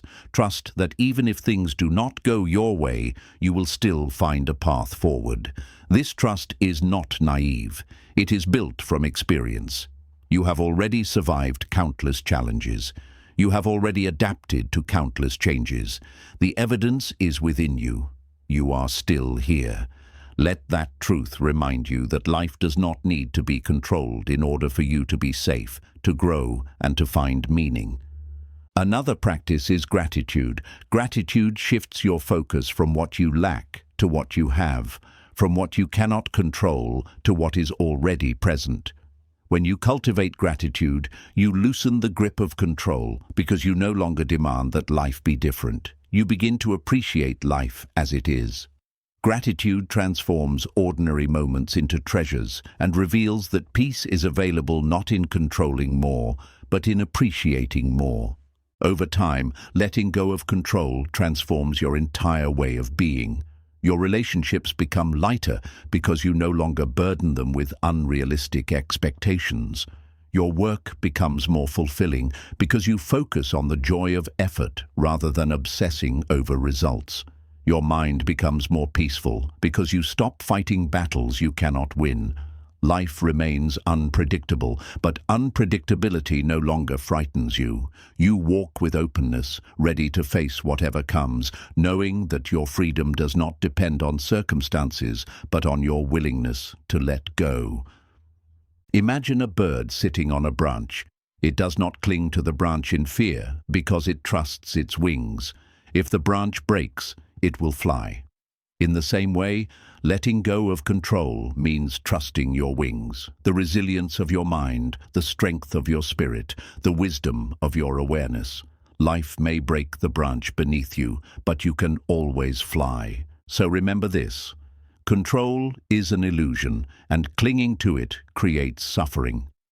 The mind that demands control lives in constant fear, because life will never obey perfectly. But the mind that lets go discovers freedom, because it no longer fights reality.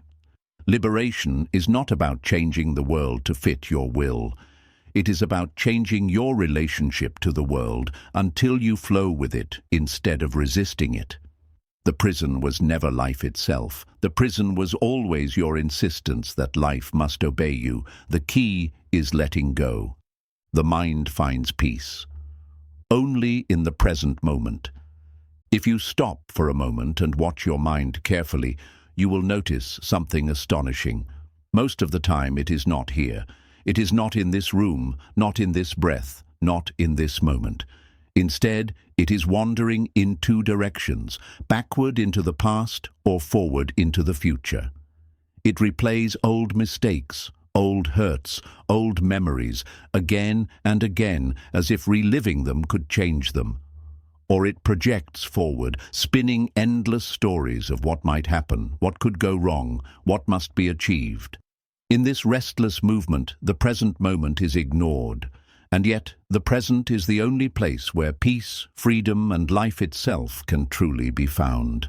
Buddhism teaches that the root of much of our suffering lies in this constant wandering of the mind. When the mind clings to the past, it is weighed down with regret, guilt, or longing. When the mind clings to the future, it is consumed by worry, fear, or endless desire. Neither the past nor the future exists in this moment. They are only thoughts, shadows of what was or what might be. But the mind mistakes them for reality, and in doing so, it suffers. True liberation comes when you train the mind to return again and again to the present moment.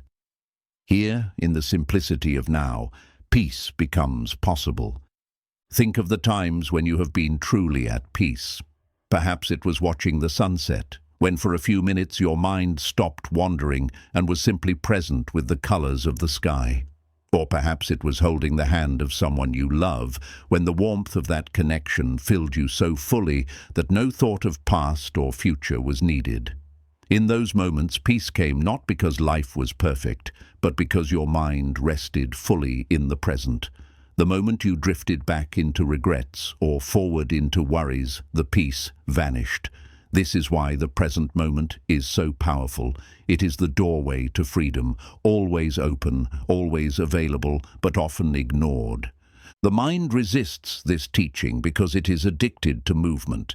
It believes that by replaying the past, it will find closure, and by imagining the future, it will find safety. But this is an illusion. The past cannot be changed by replaying it, and the future cannot be secured by worrying about it. Both activities only rob you of the life that is happening now. Imagine carrying a heavy backpack filled with stones of regret and fear. Each step becomes harder, not because the ground is difficult, but because of the weight you carry. When you learn to drop the backpack, when you stop clinging to past and future, the same path feels light and walkable. Nothing outside changed, but your experience transformed because your mind returned to the present. Buddhism offers the practice of mindfulness to cultivate this return. Mindfulness means paying attention on purpose to the present moment without judgment. It means noticing the breath as it flows in and out. It means feeling the ground beneath your feet as you walk. It means tasting your food fully instead of eating while lost in thought. It means listening to someone with your whole attention instead of planning your reply. These small acts of mindfulness are powerful because they anchor the wandering mind. They remind it that peace is not in yesterday or tomorrow. It is right here, in this simple act of living. Why is the present so liberating? Because it is the only place where suffering loses its grip. Regret is always about the past. Anxiety is always about the future. But in the pure awareness of now, those stories cannot survive. You may still feel pain, but you experience it directly without the added weight of, "This should not have happened," or "What if this never ends?" You may still face uncertainty, but you experience it as it is, without the added burden of, "I must control everything before I can be safe." In the present, pain becomes manageable, fear becomes smaller, and joy becomes more vivid. This does not mean you never think of the past or the future. The mind has the gift of memory and imagination for a reason. The past can teach us, and the future can guide us. But suffering begins when the mind becomes trapped there, unable to return. Using the past as a teacher is different from being imprisoned by it. Planning for the future is different from living in fear of it. Mindfulness helps you make this distinction. It teaches you to use memory and imagination wisely, but always to return home to the present, where life is truly lived. Consider how this shift changes daily life. Imagine someone stuck in traffic. An untrained mind will wander into frustration. Why is this happening to me? I will be late. Everything is ruined. The body fills with tension and suffering multiplies.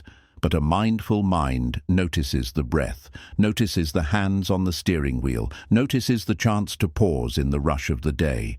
The traffic remains, but the suffering does not.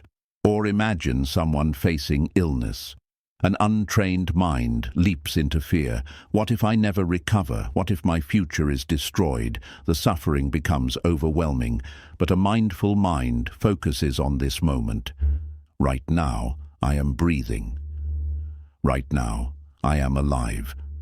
This awareness does not erase pain, but it prevents pain from becoming despair.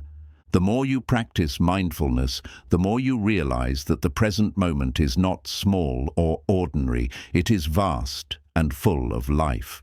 Every breath contains a miracle.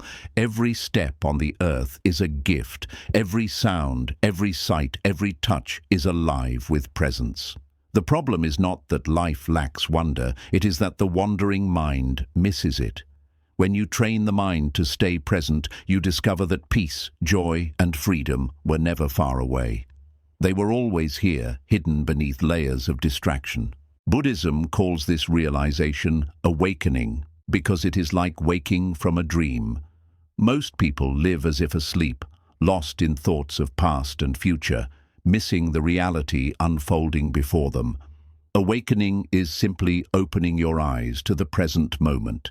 It does not require years of study or complicated rituals. It requires attention, patience, and practice. Each time you bring your mind back to now, you awaken a little more. Each time you let go of the stories and rest in awareness, you taste freedom. Over time, the practice of presence transforms your entire being. Your relationships deepen because you truly listen. Your work improves because you focus fully on the task. Your joy increases because you savor small moments.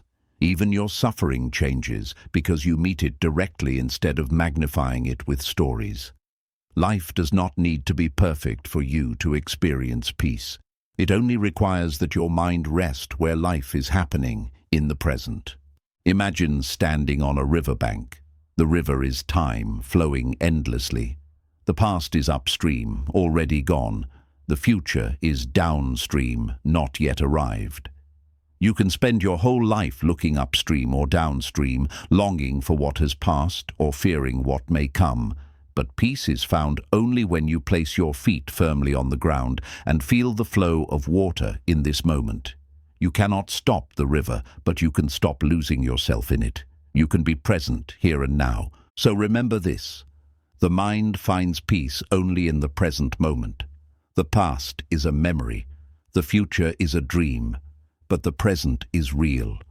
Train your mind to return again and again to this moment, and you will discover a freedom that cannot be taken away. No matter what storms rage around you, the calm center is always here, waiting for you to rest in it. The key is not in changing life, but in changing where your mind chooses to live. When it lives in the present, you are free. The mind creates chains through desire and finds freedom through contentment. If you look closely at the nature of the human mind, you will see a constant movement of wanting. It wants more of what it likes and less of what it dislikes. It is always chasing, always resisting, always grasping for something just out of reach. The Buddha taught that this restless desire is the root of suffering. As long as the mind is trapped in craving, it will never know peace. Even when it gets what it wants, it clings in fear of losing it. Even when it avoids what it dislikes, it lives in dread that it might return. In this way, desire becomes a chain, binding the mind to endless cycles of dissatisfaction. Yet the very same mind, when trained in contentment, discovers freedom. For when you learn to be at ease with what you have, when you stop demanding that life always give you more, the chains fall away and peace arises naturally. Desire by itself is not evil, it is simply part of the mind's nature. Desire fuels survival, the desire to eat, the desire to rest, the desire to find safety. Without it, life would not continue. But unchecked desire without awareness, becomes greed, obsession, and addiction. It convinces the mind that happiness lies always in the next thing, in the next purchase, the next achievement, the next relationship, the next success. Yet the moment you reach it, the mind simply demands more. It is like drinking salty water to quench thirst. The more you drink, the thirstier you become. This is why people can achieve great success, wealth, or recognition and still feel empty. Their outer lives are full, but their inner minds are still craving, still unsatisfied. Think of someone who spends their whole life chasing wealth. They believe, if I just make enough money, I will finally be at peace. But when the money comes, the peace does not. Now they worry about losing it, or they want even more. Or think of someone who chases love obsessively, believing, if I can just find the perfect partner, all my loneliness will disappear. But when they find someone, they cling so tightly that fear of loss poisons the relationship. Or think of someone who endlessly chases success, believing, if I can just reach this goal, I will finally feel worthy. But once the goal is reached, they set another, never satisfied, never at rest. In each case, desire was the chain. It promised freedom, but delivered more bondage. Buddhism calls this cycle tanha, craving. Craving is not just wanting, it is the restless belief that happiness exists only in what is not yet here. Craving blinds the mind, keeping it always in a state of reaching, never resting. And the tragedy is that even when craving is fulfilled, it produces not peace, but fear. Fear of losing what has been gained. This is why the Buddha compared craving to fire. It burns endlessly, consuming everything, leaving the mind scorched and restless. To escape this fire, one must learn the art of contentment. Contentment does not mean you never strive, never grow, or never dream. It does not mean you abandon your goals or desires. It means that you stop making your peace dependent on them. You can still pursue success, but you are not destroyed if you fail. You can still love deeply, but you do not cling in fear. You can still enjoy pleasures, but you do not depend on them for happiness. Contentment means resting in the present moment, grateful for what is, even as you work toward what may come. It is a shift from I will be happy when to I can be at peace now. Imagine sitting under a tree with a cup of tea. The untrained mind says, this is nice, but I wish I had more. Better tea, a bigger house, a different life. Contentment says, this moment is enough. I can drink this tea fully, enjoy this tree's shade, and be at peace right here. One mind creates chains of craving, the other finds freedom in presence. The outer scene is the same, but the inner experience is completely different. Contentment is powerful because it breaks the cycle of endless wanting. When you practice gratitude, you train the mind to see what is already here instead of obsessing over what is missing. When you practice acceptance, you release the need to fight reality and instead flow with it. When you practice simplicity, you free yourself from the clutter of endless desires and discover joy in the ordinary. These practices do not make life dull. They make life more vivid because you are finally awake to what is right in front of you. Think of how this changes daily living. A person trapped in desire eats a meal quickly, barely tasting it, already thinking about what they will eat next. A person rooted in contentment eats slowly, savoring each bite, grateful for the nourishment. A person trapped in desire rushes through their day, driven by goals, always waiting for the future. A person rooted in contentment moves with calm, present with each step, finding joy in small moments. A person trapped in desire clings to people, fearing abandonment. A person rooted in contentment loves freely, without fear, because their peace does not depend on control. The difference is not in circumstances, it is in the mind's relationship to desire. Why does contentment bring such deep freedom? Because it dissolves the illusion that happiness lies outside of you. It reveals that peace is not in the next possession, the next achievement, or the next moment. It is in how you meet this moment. Contentment teaches you that nothing is missing, even when life is imperfect. You can still improve, still grow, but you do not postpone peace until everything is perfect. You live fully now while walking toward the future. This truth is echoed in the story of the Buddha's enlightenment. Before awakening, the Buddha lived both extremes, indulgence in pleasure as a prince and denial of pleasure as an ascetic. Neither brought peace. Only when he sat under the Bodhi tree, letting go of craving and resting fully in the present, did enlightenment arise. His realization was not that life must be perfect, but that the mind must let go of its endless grasping. In letting go, he found freedom. But how can you practice this in your own life? The first step is noticing desire. Each day observe your mind. When it says, "I cannot be happy until," pause and recognize that as craving. When it says, "If only I had this, then I would be at peace," see the chain being formed. This awareness alone begins to weaken desire's grip. The second step is gratitude. Make it a daily practice to reflect on what you already have. The food you eat, the shelter you rest in, the people who care for you, these are not small things. Gratitude transforms ordinary life into treasure. It reminds the mind that joy does not come from what is missing, but from what is already present. The third step is mindfulness. Learn to experience each moment fully without rushing past it. When you drink water, taste it completely.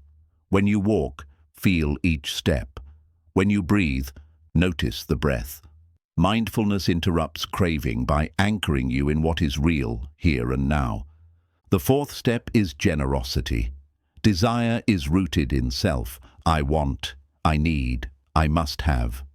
Generosity breaks this cycle by turning the mind outward. When you give to others, you weaken the chains of greed and discover a joy deeper than possession, the joy of connection, compassion, and love. Over time, these practices reshape the mind. Desire loses its grip, and contentment becomes your natural state. You begin to see that freedom is not in getting everything you want, but in no longer needing everything. You discover that peace does not come from controlling life, but from flowing with it. You realize that happiness is not found in the next moment, but in this one. Imagine the difference. The person trapped in desire is like a prisoner running after mirages, always thirsty, never satisfied. The person rooted in contentment is like a free traveler, drinking deeply from each stream, grateful for each step, moving lightly through the world. Both walk the same earth, but their inner worlds are worlds apart.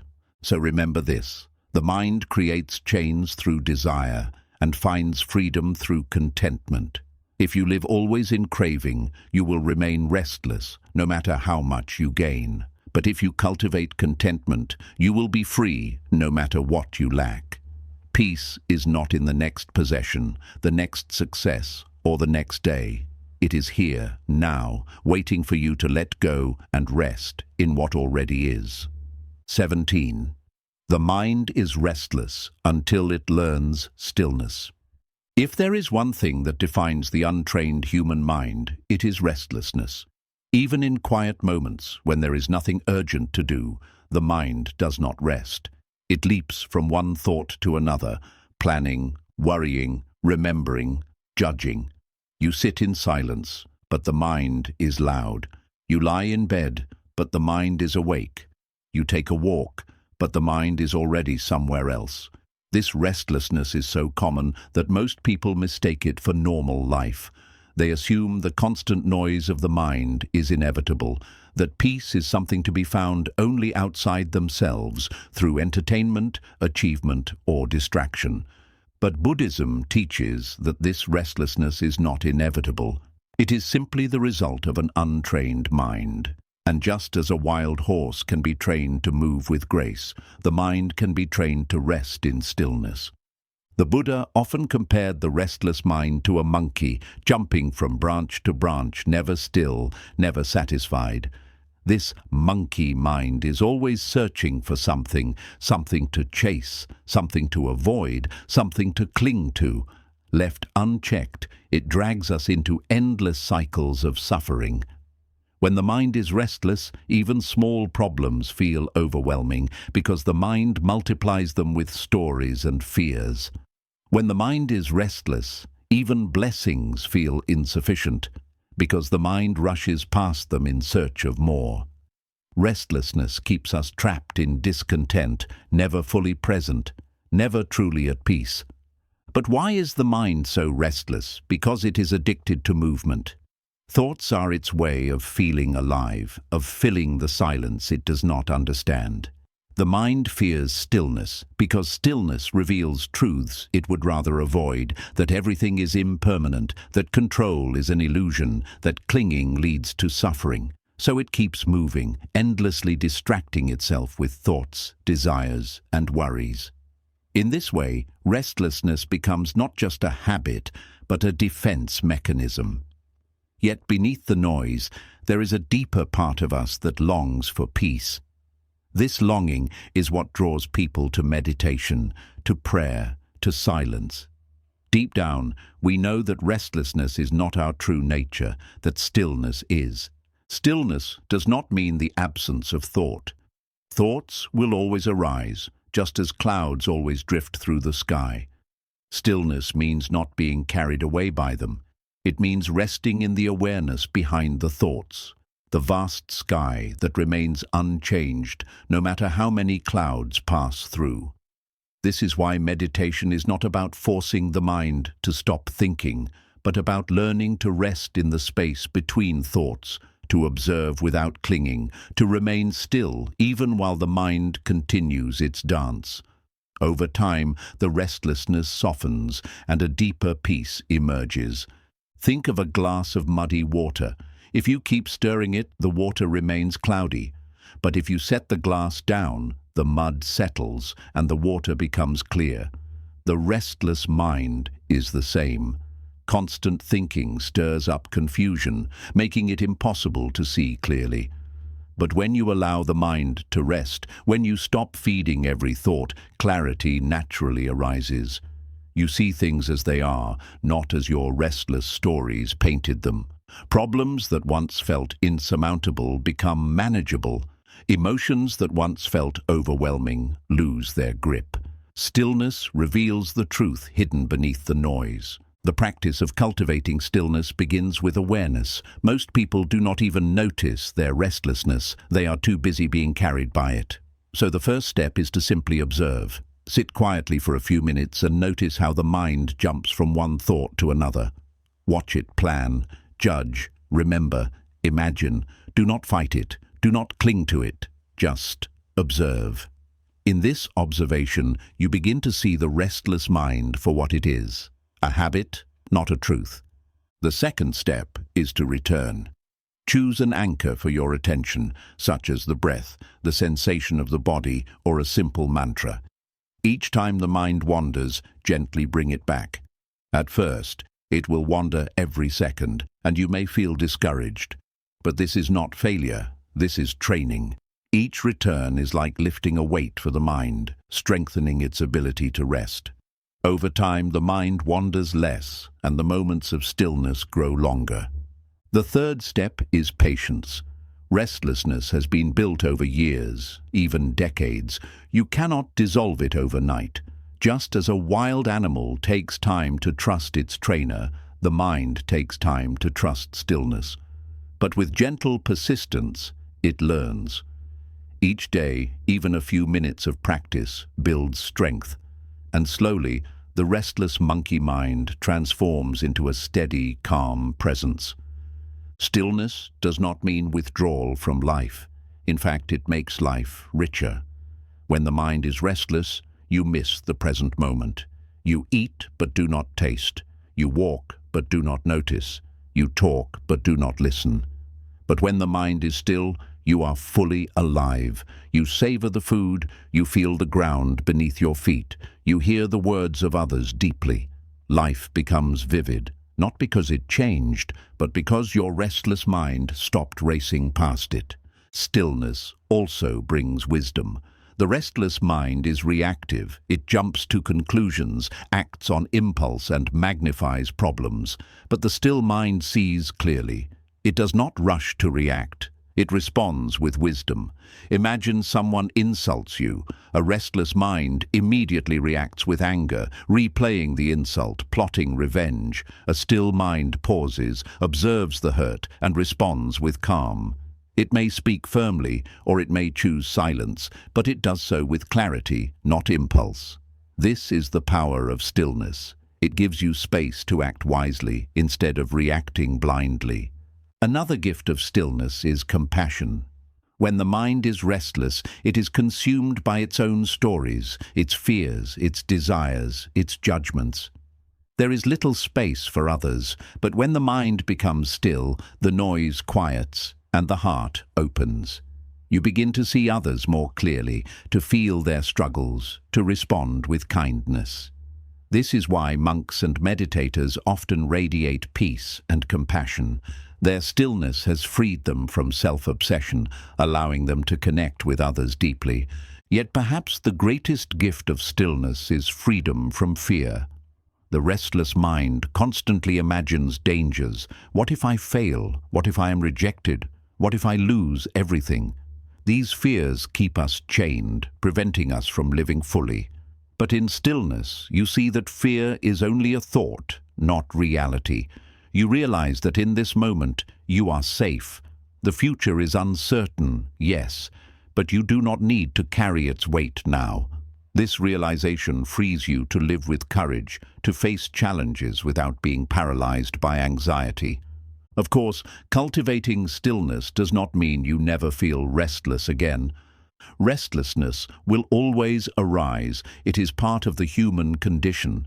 But mastery means it no longer controls you. You see it, you smile at it, and you return to stillness. Over time, restlessness becomes like a passing breeze. It may stir the surface, but it cannot shake your foundation. Think of the ocean. On the surface, waves are restless, rising and falling with the wind. But in the depths, the ocean is calm, unmoved. Your mind is the same. Restlessness may stir the surface, but beneath it lies a vast stillness. Most people live only on the surface, tossed by every wave. But when you train the mind, you sink into the depths, where peace is unshaken. This depth is always within you, waiting to be discovered. So how can you begin living with more stillness in daily life? Start small. Take moments each day to pause. Breathe deeply before speaking. Walk slowly and feel each step. Eat without distraction, tasting each bite. These small acts of mindfulness bring stillness into ordinary life. Over time, they accumulate, creating a life that feels spacious, peaceful, and free. The restless mind is a prison because it never lets you rest. It always demands more thoughts, more control, more certainty. But the still mind is liberation because it allows you to simply be. In stillness, you realize you do not need to chase the future or fix the past. You only need to rest in this moment. Here, now, in the simplicity of being, you discover a peace deeper than anything desire can offer. So remember this. The mind is restless until it learns stillness.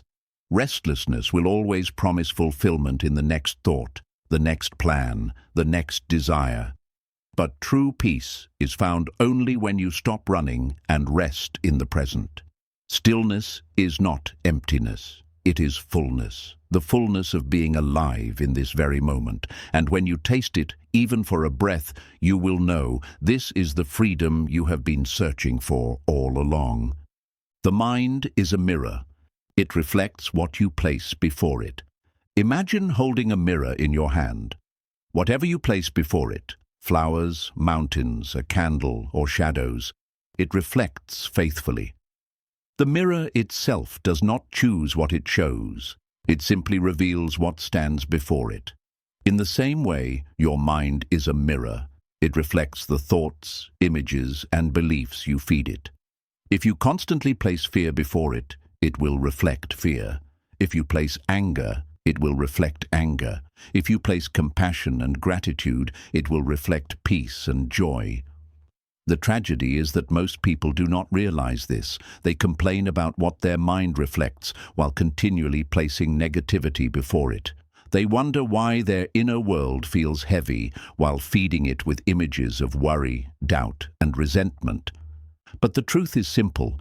Your mind cannot reflect anything other than what you place before it. Buddhism emphasizes this truth in the teaching of right view, the understanding that the mind shapes reality by the way it perceives and interprets experience. Your outer world may contain both beauty and pain, but what dominates your inner world depends on what you focus on. Just as a mirror reflects what stands before it, the mind reflects what you continually place at the center of your attention. This is why two people can live in the same circumstances yet experience completely different realities.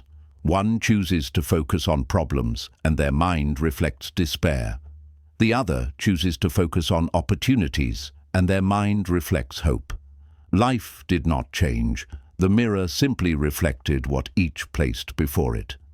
Think of someone who spends hours each day watching negative news, gossiping, or dwelling on grievances. They may not notice it immediately, but their mind slowly fills with fear, suspicion, and bitterness. The mirror reflects what they have placed before it. Now think of someone who spends time each day in meditation, gratitude, and acts of kindness. Their mind reflects peace, resilience, and compassion.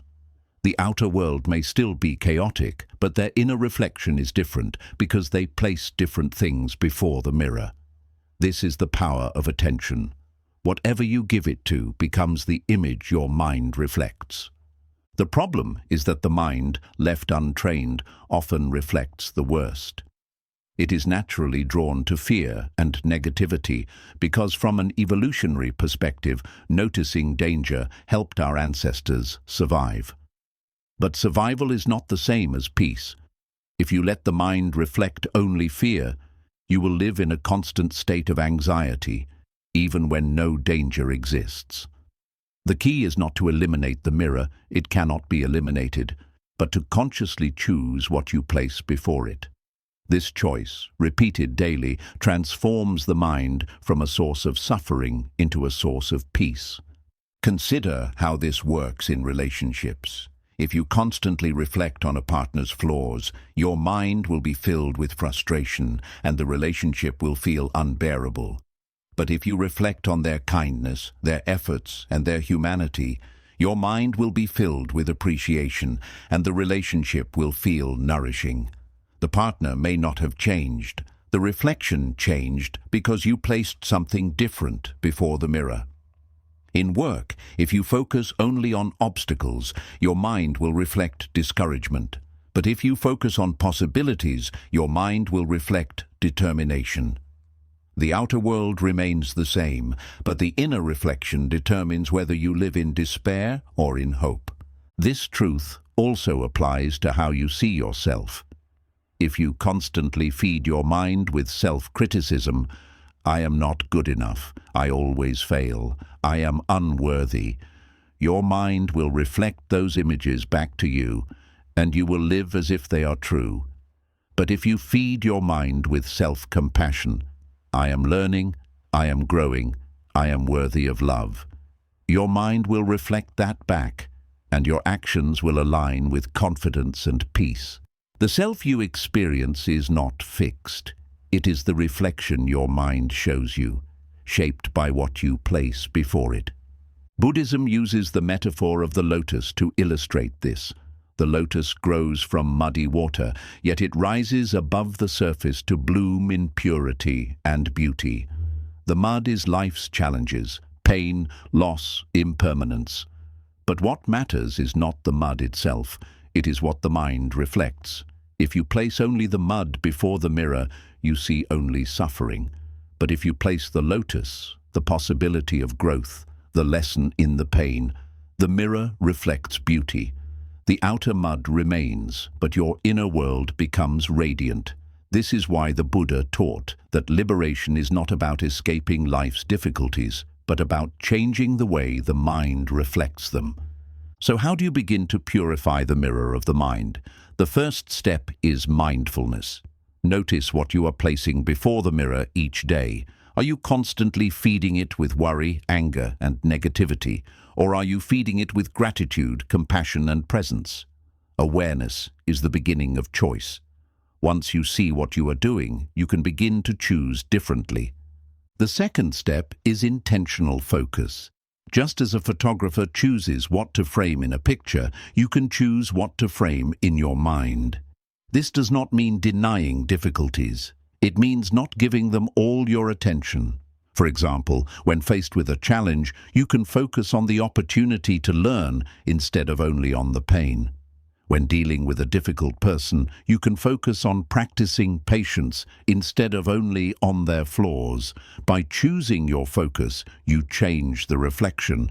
The third step is daily practice. The mirror becomes clear not through a single act, but through consistent effort. Gratitude, journaling, meditation, and acts of kindness are not just practices for the moment. They are ways of repeatedly placing peace, compassion, and clarity before the mirror. Over time, these practices shape the reflection until they become your natural way of being. One of the most powerful practices in Buddhism is loving-kindness meditation, metta. In this practice, you repeat phrases of goodwill toward yourself and others. May I be happy. May I be safe. May I live with ease. May all beings be happy. May all beings live in peace. At first, these may feel like mere words. But with repetition, they place compassion before the mirror, and slowly the mind begins to reflect that compassion naturally. You find yourself responding with more patience, more kindness, more understanding, not because the outer world changed, but because the reflection inside you changed. Science supports this as well. Studies show that practices like gratitude and meditation literally rewire the brain, strengthening neural pathways associated with positivity and weakening those associated with negativity. In other words, the brain reflects what it is trained to reflect. What Buddhism has taught for centuries, that the mind is a mirror. Modern science now confirms through research. Over time, this practice of choosing what to place before the mirror brings deep freedom.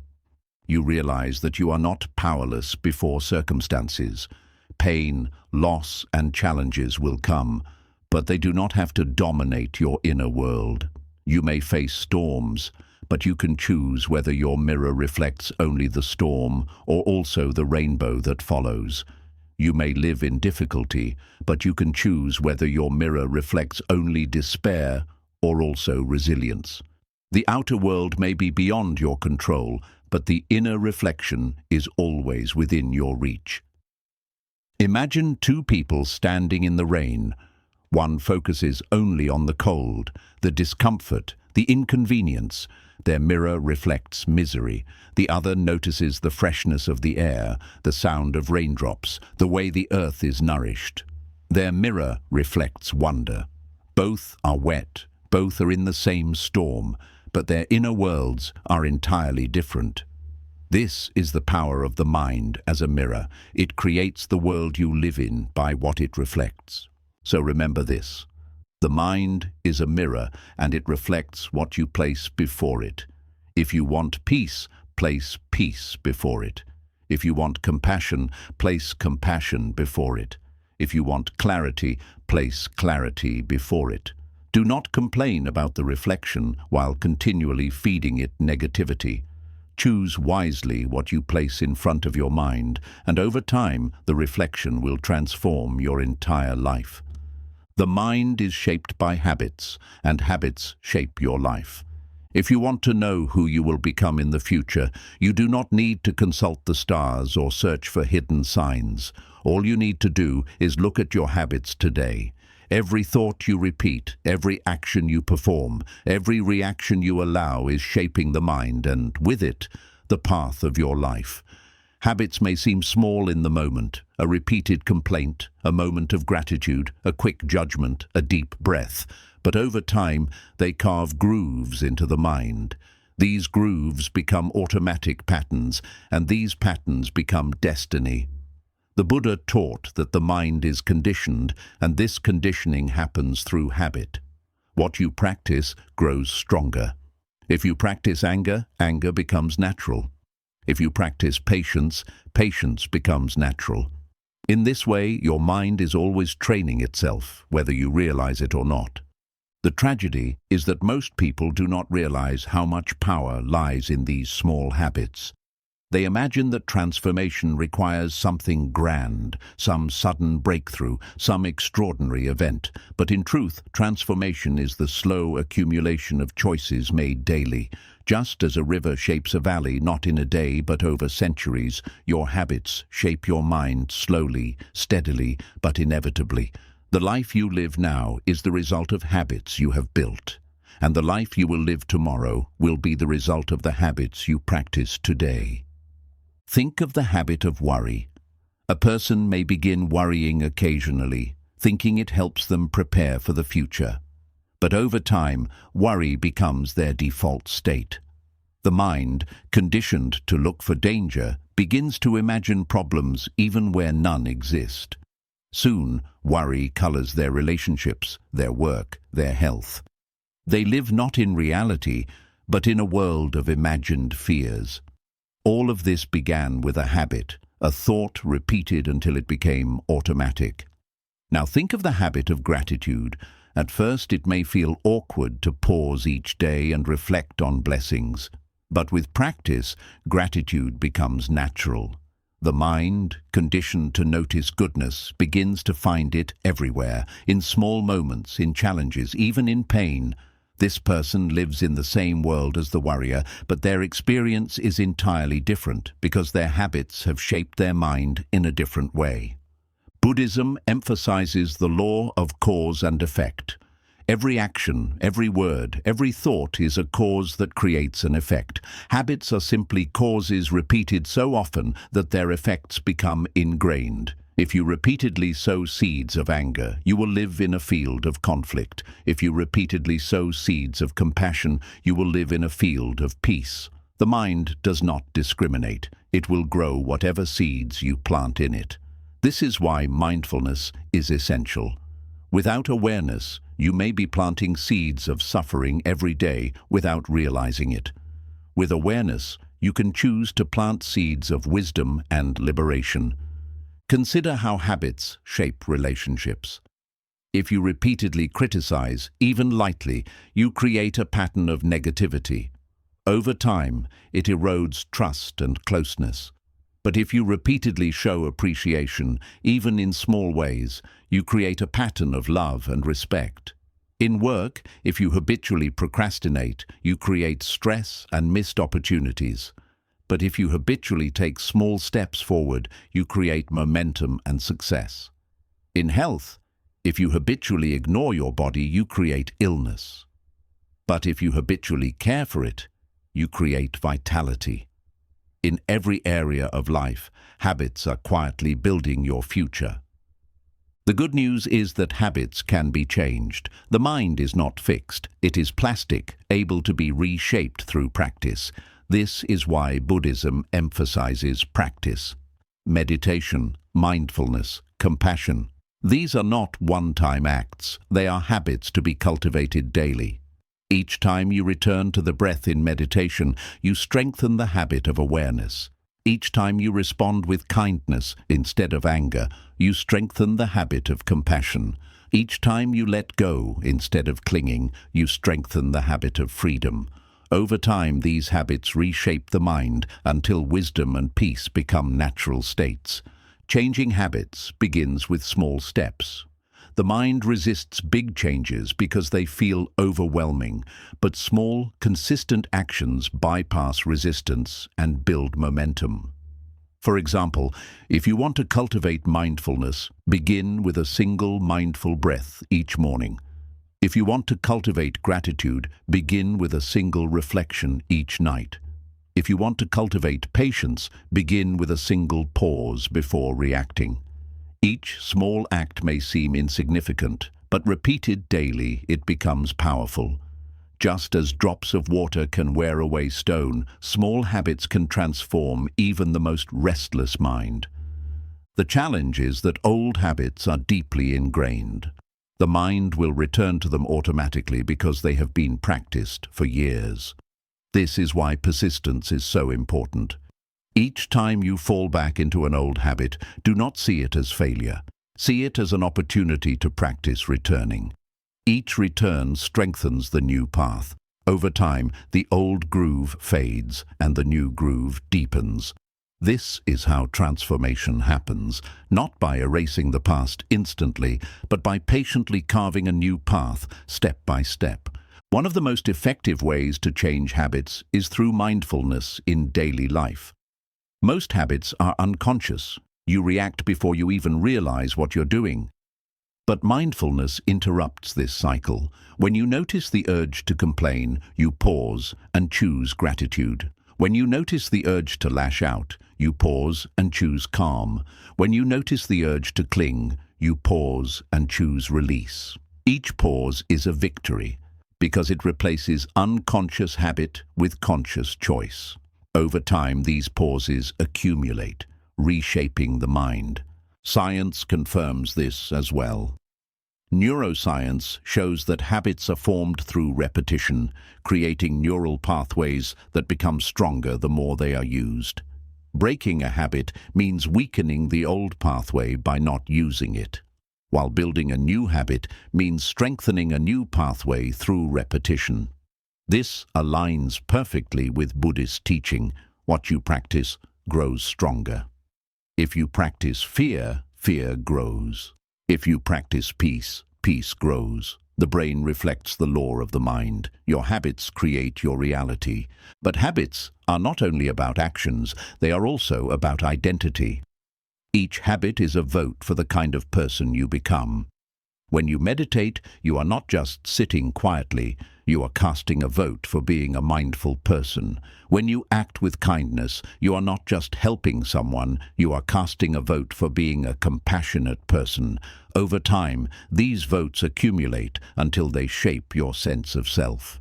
You do not need to force a new identity, you simply live it through habits. So ask yourself, what habits am I practicing daily? Are they shaping me into the person I want to be, or are they strengthening the patterns I want to leave behind? Do my habits reflect fear or courage, selfishness or compassion, distraction or presence? The answer will reveal not only who you are now, but who you are becoming. Buddhism teaches that liberation is the ultimate habit, the habit of awareness, the habit of compassion, the habit of letting go. When these become natural, suffering fades, not because life is perfect, but because the mind has been trained to meet it with wisdom. Liberation is not a single act. It is the culmination of countless small habits practiced daily until they transform the mind completely. Imagine two paths in a forest. One path is well-worn, easy to walk, but it leads to a place of suffering. The other is narrow, difficult, but it leads to freedom. Each step you take is a habit. At first, it feels easier to take the old path because it is familiar, but each time you choose the new path, it becomes clearer, easier to walk. Eventually, the old path grows over with weeds, and the new path becomes your natural way. This is how habits reshape your life, not through one grand leap, but through many small steps taken again and again. So remember this: the mind is shaped by habits, and habits shape your life. If you want to change your life, change your habits. If you want peace, practice peace. If you want freedom, practice letting go. If you want wisdom, practice awareness. Every small act matters because every act is a seed planted in the mind. Over time, the seeds you water will grow, and the harvest will be your destiny. The mind suffers in illusion, but finds freedom in truth. If you look carefully at the nature of your suffering, you will discover something profound. Much of it does not come from reality itself, but from illusions created by the mind. Reality is what is happening here and now. your breath, your body, the sights and sounds around you. Illusion is the story the mind builds on top of reality. It says, this should not have happened. This always happens to me. I will never recover. I must be in control. I cannot be happy unless... These are not truths. They are illusions, projections of the mind. And yet when you believe them, they feel as real as the ground beneath your feet. The mind suffers not because of life itself, but because of the illusions it clings to. The path to freedom begins when you learn to see through these illusions and rest in truth. Buddhism teaches that ignorance, avidya, not knowing the truth of reality, is the root of suffering. Ignorance here does not mean stupidity, it means mistaking illusions for truth. We believe the self is fixed and unchanging, when in fact it is fluid and impermanent. We believe possessions will bring permanent happiness, when in fact they are temporary and unsatisfying. We believe we can control life, when in fact life is ever-changing and beyond our control. These illusions create endless clinging and resistance create suffering. Truth, by contrast, brings liberation. When you see reality clearly, without illusion, you stop fighting what cannot be changed and stop chasing what cannot satisfy. You live in harmony with life as it is, and in that harmony you find peace. Consider the illusion of permanence. The mind wants to believe that people, possessions, and experiences will last forever, but everything changes. Youth fades, relationships shift, fortunes rise and fall, even the body itself grows old and eventually dies. When the mind clings to permanence, it suffers at every change, as if something unnatural has occurred. But when you see the truth of impermanence, you accept change as natural. You grieve loss, but you do not fight it. You enjoy blessings, but you do not cling to them. This acceptance transforms suffering into wisdom. Instead of asking, how do I keep this forever? You ask, how do I live fully while it is here? Another illusion is the belief in a fixed self. We say, this is who I am, I will always be this way, I cannot change. But the truth is that the self is not a solid object. It is a process, constantly changing. You are not the same person you were 5 years ago, or even yesterday. Your thoughts, emotions, and habits shift with each moment. Clinging to a fixed identity creates suffering because life constantly challenges it. You may think, I am successful, and when failure comes, you feel destroyed. You may think, I am strong, and when illness comes, you feel broken. But when you see the truth, that the self is impermanent, you stop clinging to identity and begin to live more freely. You are no longer trapped by who you think you must be. You can grow, adapt, and transform. A third illusion is the belief that possessions and achievements will bring lasting happiness. The mind says, if I just get this job, this house, this partner, this recognition, I will finally be happy. But when you achieve it, the happiness fades, and the mind demands more. This is not because you are broken. It is because the mind is chasing illusions. Happiness built on external things cannot last, because external things are impermanent. The truth is that peace does not come from outside. It comes from within, from your relationship to the present moment. When you see this, you stop chasing endlessly and begin to cultivate joy in the simple fact of being alive. Illusion also arises in the form of stories the mind tells about events. Two people may face the same difficulty, but one suffers more because of the story they tell. Imagine losing a job. One person says, this means I am worthless, I will never succeed, my life is ruined. This story multiplies their suffering. Another person says, this is painful, but it is an opportunity to grow, to find a new path. This story transforms the same event into growth. Reality was the same, the loss of a job, but the illusion of the first story created suffering, while the clarity of the second story created resilience. This is why the Buddha taught, we are what we think. All that we are arises with our thoughts. With our thoughts, we make the world. The mind's illusions create your world of suffering, while truth creates your world of freedom.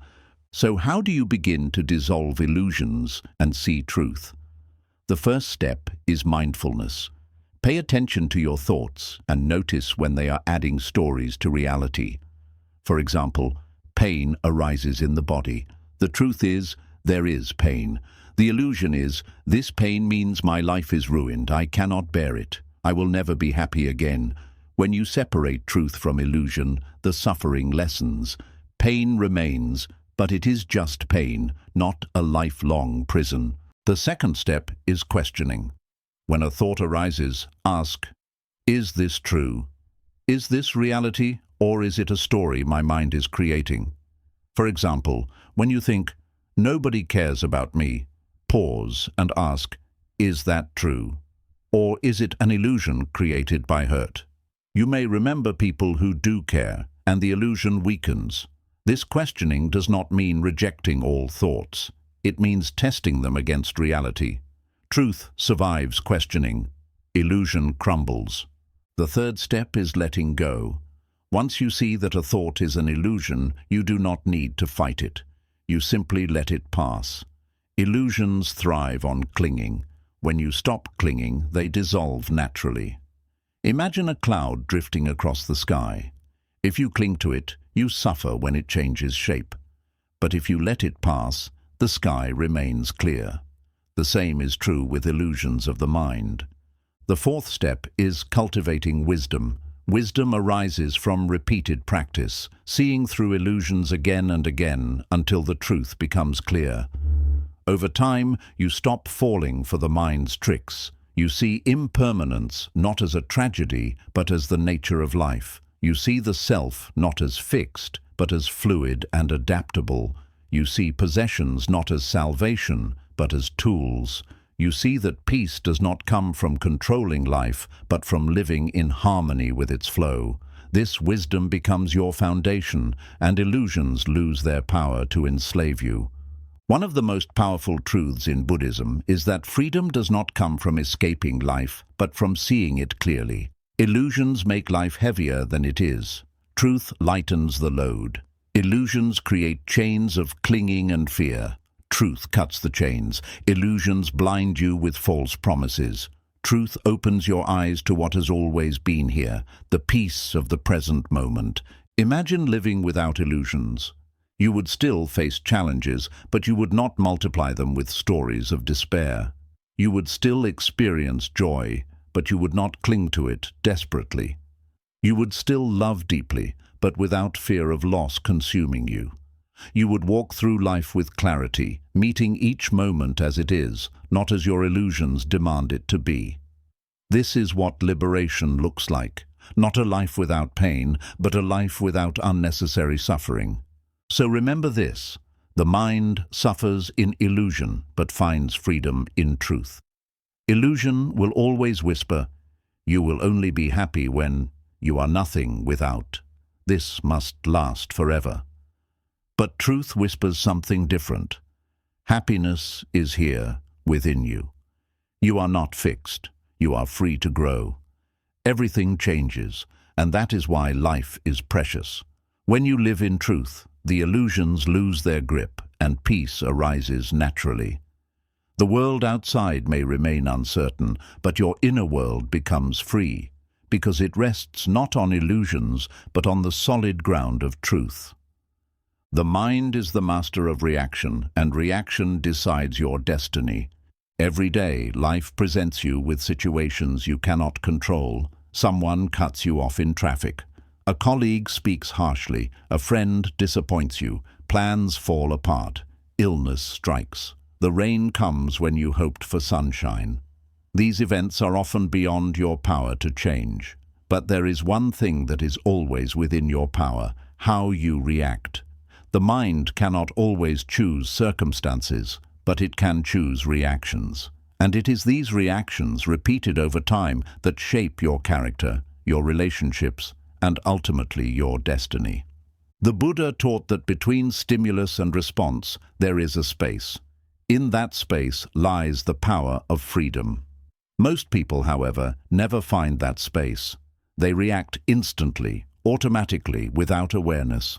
Anger arises and they lash out. Fear arises and they shrink. Desire arises and they cling. These automatic reactions may feel natural, but they are simply habits.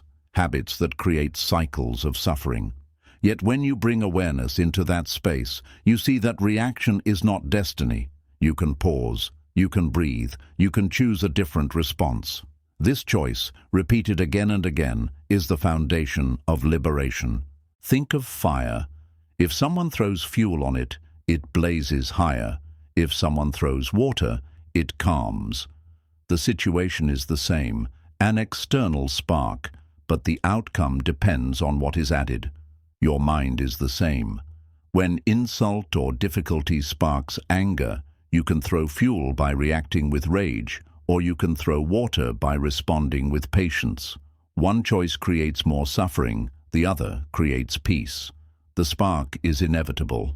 Your reaction decides the fire. Consider relationships. Imagine someone criticizes you. If you react instantly with defensiveness or aggression, the conflict escalates. The relationship weakens. But if you pause, breathe, and respond with calm curiosity, why do you feel that way? The conflict may dissolve. Trust may even deepen. The criticism did not decide the outcome. Your reaction did.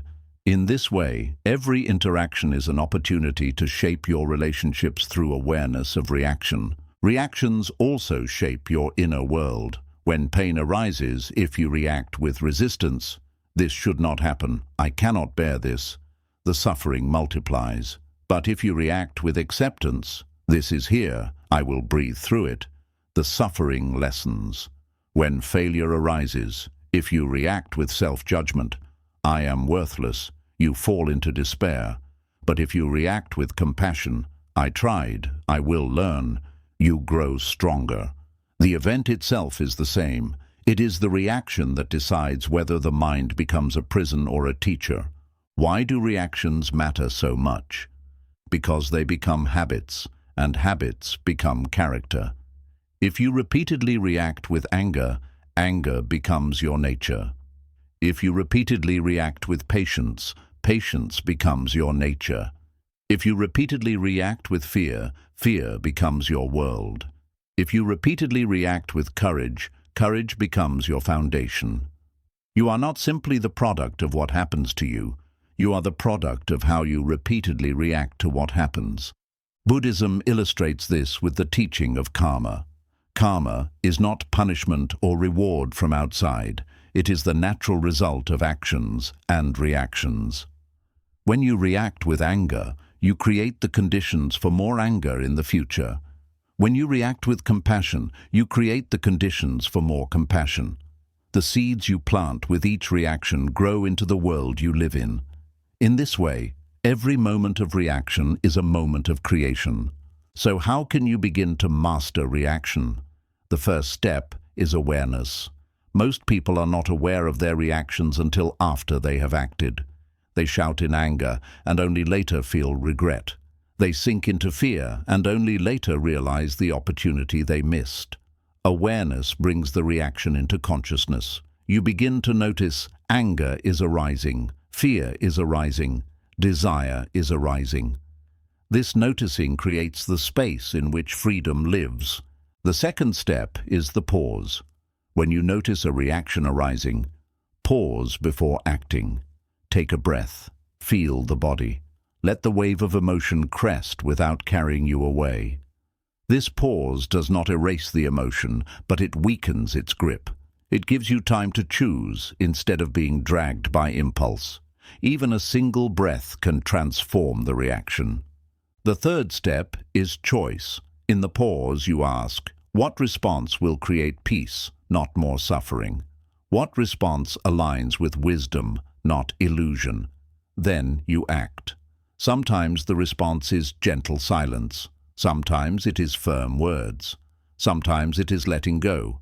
Sometimes it is compassionate action. The key is that it is chosen, not automatic. Over time, these steps become natural. The pause grows longer, the awareness sharper, the choices wiser. Reactions that once enslaved you lose their power. Anger still arises, but you no longer lash out blindly. Fear still arises, but you no longer shrink. Desire still arises, but you no longer cling. You remain human, but you become free. Imagine someone insults you. In the past, you might have reacted instantly, arguing, defending, escalating the conflict. But now you pause. You notice the sting of anger, the tightening of the chest. You breathe. You see that the insult says more about their state of mind than about your worth. You choose silence, or a calm response, or perhaps even compassion. The insult loses its power. The chain of suffering is broken. This is mastery, not the absence of challenge, but the presence of wisdom in response. Science supports this as well. Studies show that emotional reactions are often automatic, rooted in the brain's survival systems. But mindfulness and meditation strengthen the prefrontal cortex, the part of the brain that governs awareness and choice. This means that with practice, you can literally rewire the brain to create space between stimulus and response. The Buddha's teaching that freedom lies in mastering reaction is now confirmed by neuroscience. Mastery of reaction is also the key to resilience. Life will never stop bringing difficulties. Pain, loss, and uncertainty are inevitable. But your reaction decides whether these difficulties break you or strengthen you. If you react with despair, you sink. If you react with patience and courage, you rise. This is why some people emerge from suffering with wisdom and compassion, while others remain bitter and broken. The difference lies not in what happened, but in how they reacted. Another gift of mastering reaction is freedom from being controlled by others. When people know they can trigger you with a word, a look, or an action, you are not free. You are their puppet. But when you control your reactions, no one controls you. They may speak harshly, but you remain calm. They may act unfairly, but you remain wise. They may reject you, but you remain whole. This is true strength, not the ability to control others, but the ability to control yourself. Of course, mastery does not mean perfection. There will be times when you react automatically, when anger or fear slips past awareness. But each mistake is an opportunity to learn. Instead of clinging to guilt, you reflect, what happened in my mind? How can I pause sooner next time? In this way, even mistakes become teachers, strengthening your practice. Over time, you will notice a profound shift.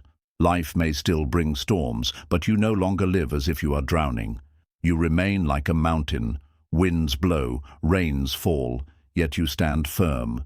You still feel, but you are not enslaved by feeling. You still respond, but your responses come from wisdom, not impulse. This is the freedom the Buddha spoke of, the freedom that comes not from controlling the world, but from mastering the mind's reactions to it. So remember this. The mind is the master of reaction, and reaction decides your destiny.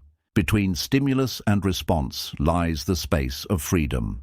If you fill that space with awareness, pause, and choice, you transform your life. You may not control the storms of life, but you can control how you meet them. And when you meet them with wisdom, patience, and compassion, you discover a peace that no storm can take away. As we come to the end of this journey through the lessons of the mind, it becomes clear that everything, your peace, your suffering, your growth, your freedom, begins and ends with the mind. Life itself is neither cruel nor kind, neither easy nor impossible. It simply is. The seasons change, people come and go, fortunes rise and fall, health strengthens and fades. These are the natural movements of existence. But whether you live them as a prisoner or as a liberated being depends not on the events themselves, but on how your mind receives them. Throughout these chapters, we have returned again and again to this truth. You become what you think, because the mind creates the world you live in. If you fill your mind with fear, you live in a fearful world. If you fill it with compassion, you live in a compassionate world. The mind is a mirror, reflecting what you place before it. It is a seedbed, growing whatever thoughts you plant. It is a wheel, spinning wherever your habits direct it. It is a fire, blazing or calming depending on what fuel you add. It is a restless monkey, leaping without aim until it is trained in stillness. And above all, it is the master of your destiny, because every reaction, every habit, every story it tells becomes the shape of your life. The Buddha did not promise a life without pain. Pain is inevitable. Loss, disappointment, illness, and impermanence touch every life. What he promised was freedom from unnecessary suffering, the suffering created by illusions, by clinging, by uncontrolled reactions. He taught that when you see clearly, when you train the mind, you discover that peace is not something distant, waiting in the future or hidden in possessions. Peace is here now in the way you meet each moment. Liberation is not escape from life. It is living fully awake within it. Let us pause and look back at the lessons we have explored. We began with the seed of thought, understanding that every thought is a seed planted in the soil of the mind, and the harvest is your reality. We learned that repetition shapes the mind, carving grooves that become habits, and that these habits, small and daily, determine the story of your life. We saw how desire creates chains, promising fulfillment while delivering restlessness, and how contentment breaks those chains by teaching the mind to rest in enoughness. We explored how the restless mind is never satisfied, always jumping, always searching until it learns stillness, and how in stillness, clarity, compassion, and freedom naturally arise. We discovered how illusions enslave the mind, illusions of permanence, of fixed identity, of salvation through possessions, and how truth liberates. We reflected on how reactions, more than circumstances, decide destiny. Between stimulus and response lies the space of freedom, and in that space your life is shaped. We learned that the mind can be prison or key, mirror or cage, depending on how you train it. And at every step, the teaching was the same. You are not powerless. The mind can be trained. The chains can be broken. Peace can be found here, within you. What does this mean for your daily life? It means that every moment is a chance to practice. When anger arises, you can practice patience. When fear arises, you can practice courage. When desire arises, you can practice contentment. When pain arises, you can practice acceptance. Each practice is a step toward freedom, each step a carving of a new path in the mind. You do not need to wait for the perfect time, the perfect conditions, or the perfect self. The practice begins here, in this breath, in this moment. Many people imagine liberation as something distant, a mountaintop reached only after years of struggle. But liberation is not distant. It is available in every pause, in every breath, in every moment when you choose awareness over illusion. It is the smile that arises when you let go of clinging. It is the calm that remains when you refuse to fuel anger.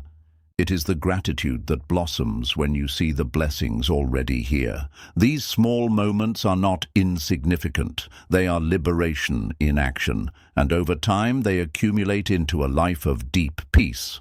The journey of the mind is not about perfection. The mind will always wander. Anger will still arise. Fear will still whisper. Desire will still tempt. The difference is that you are no longer their prisoner. You see them, you smile at them, and you let them pass. You no longer believe every thought, no longer obey every impulse. You rest in awareness, the sky that remains vast and clear no matter what clouds drift through it. In this awareness, you discover a freedom deeper than control, a freedom that no circumstance can take away. So what is the final message? It is this: guard your mind, train your mind, free your mind. Guard it because it is vulnerable to illusions, to negativity, to clinging. Train it because habits of awareness, compassion, and stillness can reshape it into a source of peace. Free it because once it sees truth, Once it lets go of illusions, it discovers that it was never truly chained. The prison was an illusion, and the key was always in your hands. As you move forward, carry these lessons not as heavy burdens, but as gentle companions. Let them guide you in small ways each day. When you wake, begin with gratitude. When you walk, be mindful of each step. When you face difficulty, pause before reacting. When you feel desire, breathe into contentment. These are not grand acts. They are small choices, repeated until they become natural. And in these small choices, freedom is found. Imagine your mind as a garden. For years, weeds may have grown unchecked, fear, anger, doubt. But beginning today, you can start planting new seeds, peace, courage, compassion. At first, the weeds may still dominate, but with patience, with care, with daily tending, the flowers will grow. One day you will look at your mind and see not a tangled wilderness, but a radiant garden, filled with clarity and calm. This is not fantasy, it is the natural result of consistent practice. So remember this, your mind is not your enemy. It is your greatest tool, your greatest teacher, your greatest path. Yes, it can create suffering, but it can also create freedom. Yes, it can enslave, but it can also liberate. The mind is both the challenge and the solution, both the path and the destination. When you train it, when you care for it, when you live with awareness, you discover that peace was never outside you. It was always here, waiting within. This is the conclusion, but not the end. For the journey of the mind is ongoing, unfolding in each breath, each step, each choice. Carry these teachings into your life, not as abstract ideas, but as living practices. And as you practice, you will see, the mind is everything. What you think, you become. With your thoughts, you create your world.